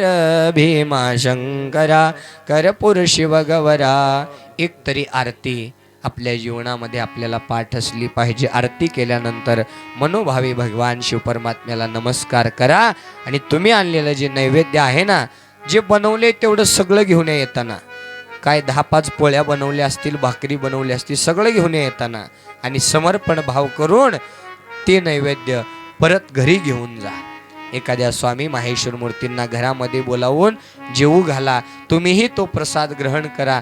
ते भोजन राहत नाही तर त्याचं प्रसादामध्ये रूपांतर होऊन बुद्धीसुद्धा प्रसादिक व्हायला सुरुवात होते. देवाला नैवेद्य खाऊ घालण्यापेक्षा एखाद्या गरीबाला, ज्याला पोटाला अन्न मिळत नाही, त्याला अन्नदान करा, त्याला जेवू घाला. साक्षात भगवान शिव परमात्म्याला खाऊ घातलेलं पुण्य तुमच्या जीवनामध्ये प्राप्त होणार आहे. बघा, गरीब मुलं, गरीब लेकरं, गरीब घराण्यातील जे काही संतती आहे ती देवाकडे येते. कशासाठी तर भुकेने व्याकुळ झालेला एक मुलगा देवाकडे आलेला आहे आणि तो देवाला म्हणतो आहे, देवा ऐक ना, आज मी उपवासी आहे आणि उपवासी तापाशी मला त्या ठिकाणी भूक लागलेली आहे, म्हणून त्या ठिकाणी मी तुझ्या मंदिराकडे धाव टाकलेली आहे. आणि देवा तो त्या देवाला बोलू लागलेला आहे. पोट तुझं देवाच्या पुढं ठेवलेला नैवेद्य बघून देवाला तो मुलगा त्या ठिकाणी बोलू लागलेला आहे, देवा पोट तुझं भरलं असेल तर देवा माझ्यासाठी घेऊ का? तुझं राहिलेलं उष्ट माझ्या घरी मी नेऊ का? देवाला तो नैवेद्य पाहून तो मुलगा बोलू लागलेला आहे, देवा इथे मात्र तुमची मस्त अंगत पंगत रंगली आहे. घरात पीठ नाही म्हणून सकाळीच आई बाबा सोबत भांडली आहे. देवाच्या समोरचा नैवेद्य बघून देवाला तो गरीब घराण्यातील मुलगा बोलू लागला, देवा आज सकाळी मला जोरात भूक लागली, आज सकाळी मला जोरात भूक लागली, अचानक तुला आठवून तुझ्या मंदिराकडे धाव टाकली. देवा मला तुझा कधी कधी हेवा वाटतो रे. एका जाग्यावर बसून मस्त निवदाचा मलिदा वाटतो, मलिदा लाटतो. दर्शनासाठी आलेल्या लोकांनी नारळाचा तुकडा हातावर ठेवला आणि तुला मात्र देवा त्यांनी अर्धा नारळच वाहिला. माफ कर देवा, मला तुझा त्या ठिकाणी हेवा वाटत आहे, तुझा घास मी हिसकावत आहे, पण अर्ध्या कोर तुकड्यासाठी माझा भाऊ घरात रडत आहे. देवा मी आता ठरवलंय तुझ्यासोबत बंड करायचं आणि माझ्या भाकरीच्या प्रश्नासाठी स्वतःच पेटून उठायचं. देवा तुझं राहिलेलं मी उष्ट माझ्या घरी नेऊ का? असं तो गरीब घराण्यातील मुलगा देवापुढे बोलत आहे. त्या गरीबारांना तुम्ही अन्नदान करा. भगवान भोलेनाथ म्हणत आहेत, मला अन्नदान केल्यासारखं, मला नैवेद्य खाऊ घातल्यासारखं पुण्य तुमच्या जीवनामध्ये मी प्राप्त करून देणार आहे. म्हणून नैवेद्य न समर्पण करता देवाला भावशुद्ध अंतकरणाची भक्ती लागते बरं का, भावशुद्ध अंतकरणाची. महाशिवरात्रीच्या पर्व काळावर स्वच्छ अंतकरणाची अशी भक्ती केल्यानंतर मध्ये त्या ठिकाणी कसलाही दुर्गंध पसरणार नाही. आणि ज्यांनी त्या पद्धतीनं भक्ती केली, त्या पद्धतीनं पूजा केली, त्याला महाशिवरात्रीच्या पर्व काळावर भगवान शिव परमात्म्याचा कृपा आशीर्वाद लाभणार आहे.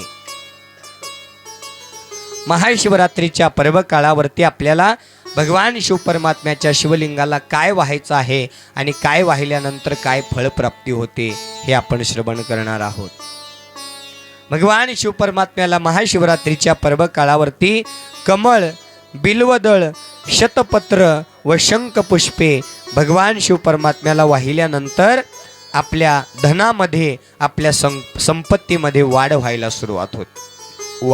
सुरुवात होते. तदनंतर महाशिवरात्रीच्या पर्व काळावर मृत्युंजय मंत्राचा 5 लाख जप केल्यानंतर भगवान शिवाचं साक्षात म्हणून निर्गुण स्वरूपातील भगवान शिव परमात्म्याचं साक्षात रूपाने दर्शन होतं. भेट तो तुम्हाला देतो. कोणत्याही रूपाने मनात देईल, स्वप्नात देईल, कोणाच्या तरी स्वरूपात देईल. 5 लाख मृत्युंजय महामंत्राचा जप. मृत्युंजय महामंत्र कोणता? ओम त्र्यंबकं यजामहे सुगंधिं पुष्टिवर्धनम्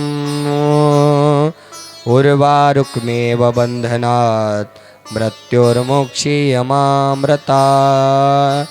ओम त्र्यंबकं यजामहे सुगंधिं पुष्टिवर्धनम्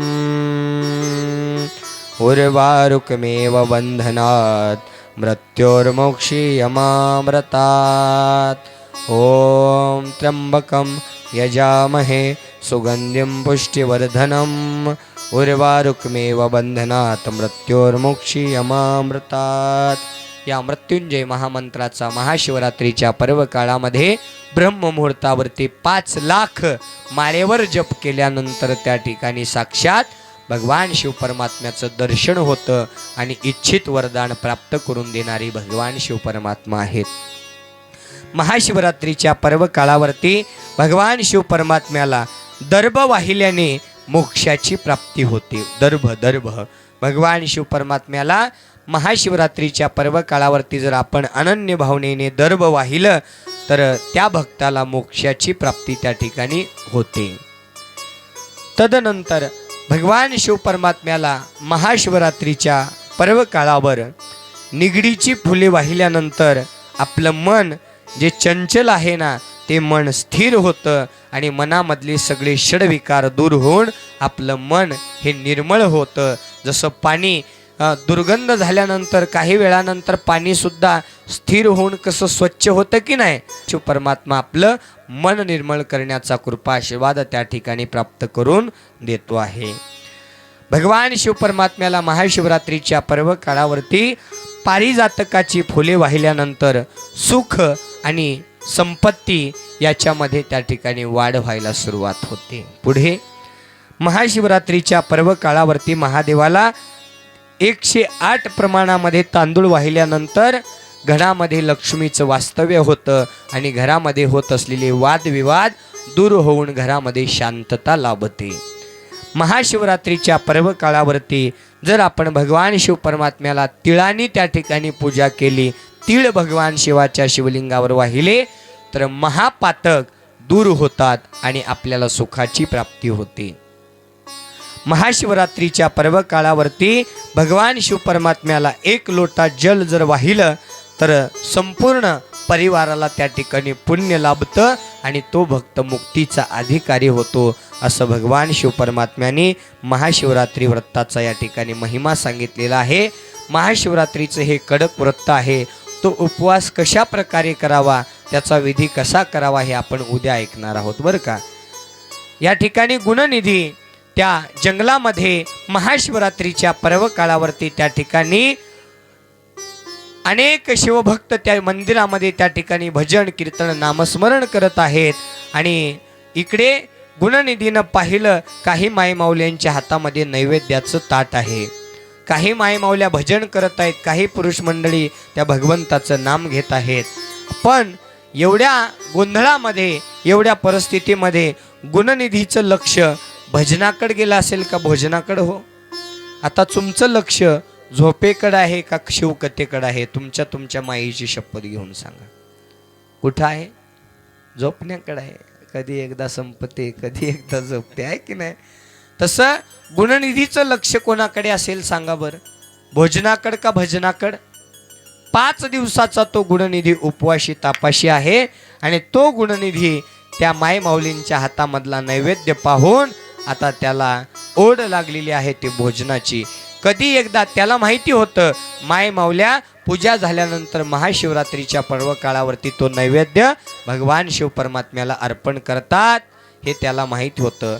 बघता बघता रात्रीचे त्या ठिकाणी 11:30 वाजलेले आहेत.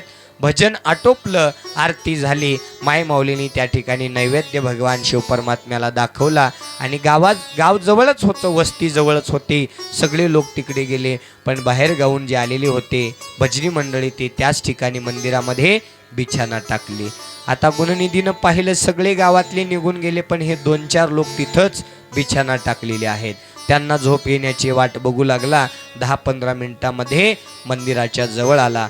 बघता बघता या 15 मिनिटामध्ये या बाहेर गाऊन आलेल्या भजनी मंडळांना झोप लागली आणि 11:15चा वेळ आहे. महाशिवरात्रीचा पर्वकाळ आहे आणि त्या पर्वकाळामध्ये या गुणनिधीनं हळूवार पावलाने त्या मंदिरामध्ये त्या ठिकाणी जायचं ठरवलं. हळूहळू पायाचा आवाज न येऊ देता मंदिरामध्ये प्रवेश केला. 11:15 वाजलेले आहेत. महाशिवरात्रीच्या पर्वकाळावरती गाभाऱ्यामध्ये प्रवेश केल्याबरोबर 11:15च्या सुमारास दैवयोगाने त्या ठिकाणी त्या मंदिरातली जी काही समयी होती लावलेली ती विझली आणि सगळीकडे अंधार पसरला. आता या गुणनिधीला नैवेद्य दिसेना गेला, शिवलिंग दिसेना गेली. गुणनिधीला वाटलं देवाची समयी विझलेली आहे. त्याच्या अंतःकरणामध्ये भक्तीचा भाव निर्माण झालेला आहे. ही सगळी शिवाची लीला आहे बरं का. जीवनामध्ये पाप कर्म केलेल्या गुणनिधीच्या मनामध्ये एक पुण्याचा विचार त्या गाभाऱ्यामध्ये आलेला आहे. त्याला वाटलं आपण मंदिरामध्ये आलोच आहोत तर विजलेली समयी तरी प्रज्वलित करावी, म्हणून आपल्या शर्टाचा कपडा फाडला, त्याची वात ओढली आणि त्या समयीमध्ये दीपदान स्वरूपात एक दान कोणत्या पर्व काळावर? महाशिवरात्रीच्या पर्व काळावरती त्या ठिकाणी त्याच्याकडून दीपदान घडलं. मध्यरात्रीची वेळ आहे, प्रकाश निर्माण केलेला आहे आणि 12 वाजलेले आहेत. महाशिवरात्रीच्या पर्व काळावरती मध्यरात्रीला या पापी दुराचारी गुणनिधीच्या हातून एक दीपदानाचं पुण्य त्या ठिकाणी घडलेलं आहे आणि दीपदानाचं पुण्य म्हणून भगवान शिव परमात्म्याला कैलासात आनंद झाला. हळुवारपणे डोळे उघडून भक्ताकडे देव पाहू लागले. भगवान शिव परमात्म्याने गुणनिधीचे मागचे केलेले सगळे पाप विसरले आणि महाशिवरात्रीच्या पर्व काळावरती एक दीपदान केलेलं पुण्य त्यांनी त्यांच्या जीवनामध्ये भक्त म्हणून आपलंसं करून घेतलेलं आहे. भगवान शिव परमात्म्याला आनंद झाला. गुणनिधीनं लगेच हातामध्ये नैवेद्य घेतला, पण जसा येताना सावकाश आला तसा जाताना गेला नाही. घाई गडबडीमध्ये पळत पळत जायला गेला. झोपलेले तिथले लोक जागी झाले. त्यांना वाटलं कुणीतरी चोर आला आणि शिवलिंगावरचा नागाचा फडा चांदीचा घेऊन चालला. चोर आला अशी भावना झाली. ए चोरा म्हणून ते लोक त्याचा पाठलाग करू लागले. गावळ सुरू झाली. गावातले लोक कंदिली मशाली घेऊन त्या ठिकाणी त्या गुणनिधीचा पाठलाग करू लागलोय. गुणनिधीला त्या ठिकाणी कसं बसं गावकऱ्यांनी पकडलं. विचारपूस न करताच त्याला जोरात मारायला सुरुवात केली आणि तो काठीचा मार त्याला सहन झाला नाही. 5 दिवसाचा उपवाशी एक काठी मस्तकामध्ये लागली आणि त्याच ठिकाणी गुणनिधी मृत्युमुखी झाला. कैलासामध्ये भगवान शिवानी शिवगणांना आज्ञा दिली जा आणि त्या नगरीमध्ये कांपिले नगरीमध्ये शिव मंदिराच्या समोर गुणनिधी मृत्युमुखी झालेला आहे, त्याला कैलासात घेऊन या. इकडे यमदेवानी यमगणांना आज्ञा गेली, तेही या ठिकाणी आले. दोघांचं वाटेत भांडणं. यमगण म्हणू लागले आम्ही नेणार, शिवगण म्हणू लागले आम्ही नेणार. दोघांचं भांडण कैलासामध्ये गेलं. गुणनिधीला घेऊन सगळेजण कैलासामध्ये आले आणि कैलासामध्ये महादेवाला त्या ठिकाणी सर्वांनी नमस्कार केला आणि विनंती केली, महादेवा, पापी दुराचारी गुणनिधीला याचं पाप लिहायला आमची डायरी पुरली नाही अशा पापी दुराचारी गुणनिधीला तुम्ही कैलासामध्ये स्थान देता आहेत कशासाठी? महादेव म्हणाले, जीवनामध्ये यानं पुण्य नाही केलंय मान्य, आई वडिलांची सेवा नाही केलंय मान्य आहे, दुराचरण वागलाय, व्यसन केलाय, वाम मार्गाने वाटचाल केलेला आहे मान्य आहे, पण स्वतःच्या स्वार्थापोटी का होईना महाशिवरात्रीच्या पर्व काळावरती याच्या हातून एक दान घडलेलं आहे. कोणतं? दीपदान. आणि त्या दीपदानाने आतापर्यंत केलेले सगळे पाप याचे जळालेले आहेत आणि हा आता माझा भक्त झालेला आहे, म्हणून हा आता माझ्यासह माझी सेवा करत कैलासामध्येच राहणार. याची दरिद्रता दूर होऊन याला मी आशीर्वाद देत आहे कुबेर होण्याचा. कुबेर म्हणजे धनाचा अधिपती, धनाचा राजा, ज्याच्याकडे धन कधीच कमी पडणार नाही, असा आशीर्वाद भगवान शिवपरमात्म्याने त्या गुणनिधीला दिला आणि गुणनिधीचा उद्धार केला. महाशिवरात्रीच्या पर्व काळावरती आपणही त्या ठिकाणी दीपदान, नामस्मरण, पूजाविधी करून भगवान शिवपरमात्म्याचा आशीर्वाद प्राप्त करून घ्यावा. उद्याला 5व्या दिवसाच्या कथेमध्ये आपल्याला सतीखंडामध्ये प्रवेश करून सतीचा पाळणा संपन्न करायचा आहे आणि त्यासाठी एक नवतरुण जन्माला आलेली चिमुकली मुलगी, 6 महिन्याची, वर्षाची, 2 महिन्याची मुलगी उद्याला या ठिकाणी नाव ठेवण्यासाठी पाळण्यामध्ये घेऊन यायचं आहे. दीप सरसाविता केला तो कुबेर, अति दुराचारी पाणी होता, किती बेलाची आवडी. बिल्वपत्राच्या पूजनाने आणि या महाशिवरात्रीच्या पूजनाने या गुणनिधीचा उद्धार झालेल्या कथा आपण श्रवण केलेल्या आहेत. या कथेला याच ठिकाणी विराम करत असताना झालेली शिवकथा भगवान शिवपरमात्मा संगमेश्वर भगवान कुलगुरू व जन्मदात्या आई वडिलांच्या चरणी समर्पित करून आजच्या कथेला याच ठिकाणी विराम करीत आहोत. आरती करू शंभू देवा देवाधी देव महादेवा. आरती करू शंभू देवा देवाधी देव महादेवा. आरती करू शंभू देवा देवादी देव महादेवा. आरती करू शंभू देवा देवादी देव महादेवा. हो जलभस्माने पूजा करूनी बेलवाहू चरणाला, पाहुणी आईसी भोळी भक्ती मनी शंभूदेव हसला. भक्त तारणारा देव हा भोळा, त्याच्या सेवेत जन्म जावा. आरती करू शंभू देवा देवादी देव महादेवा. आरती करू शंभू देवा देवादी देव महादेवा.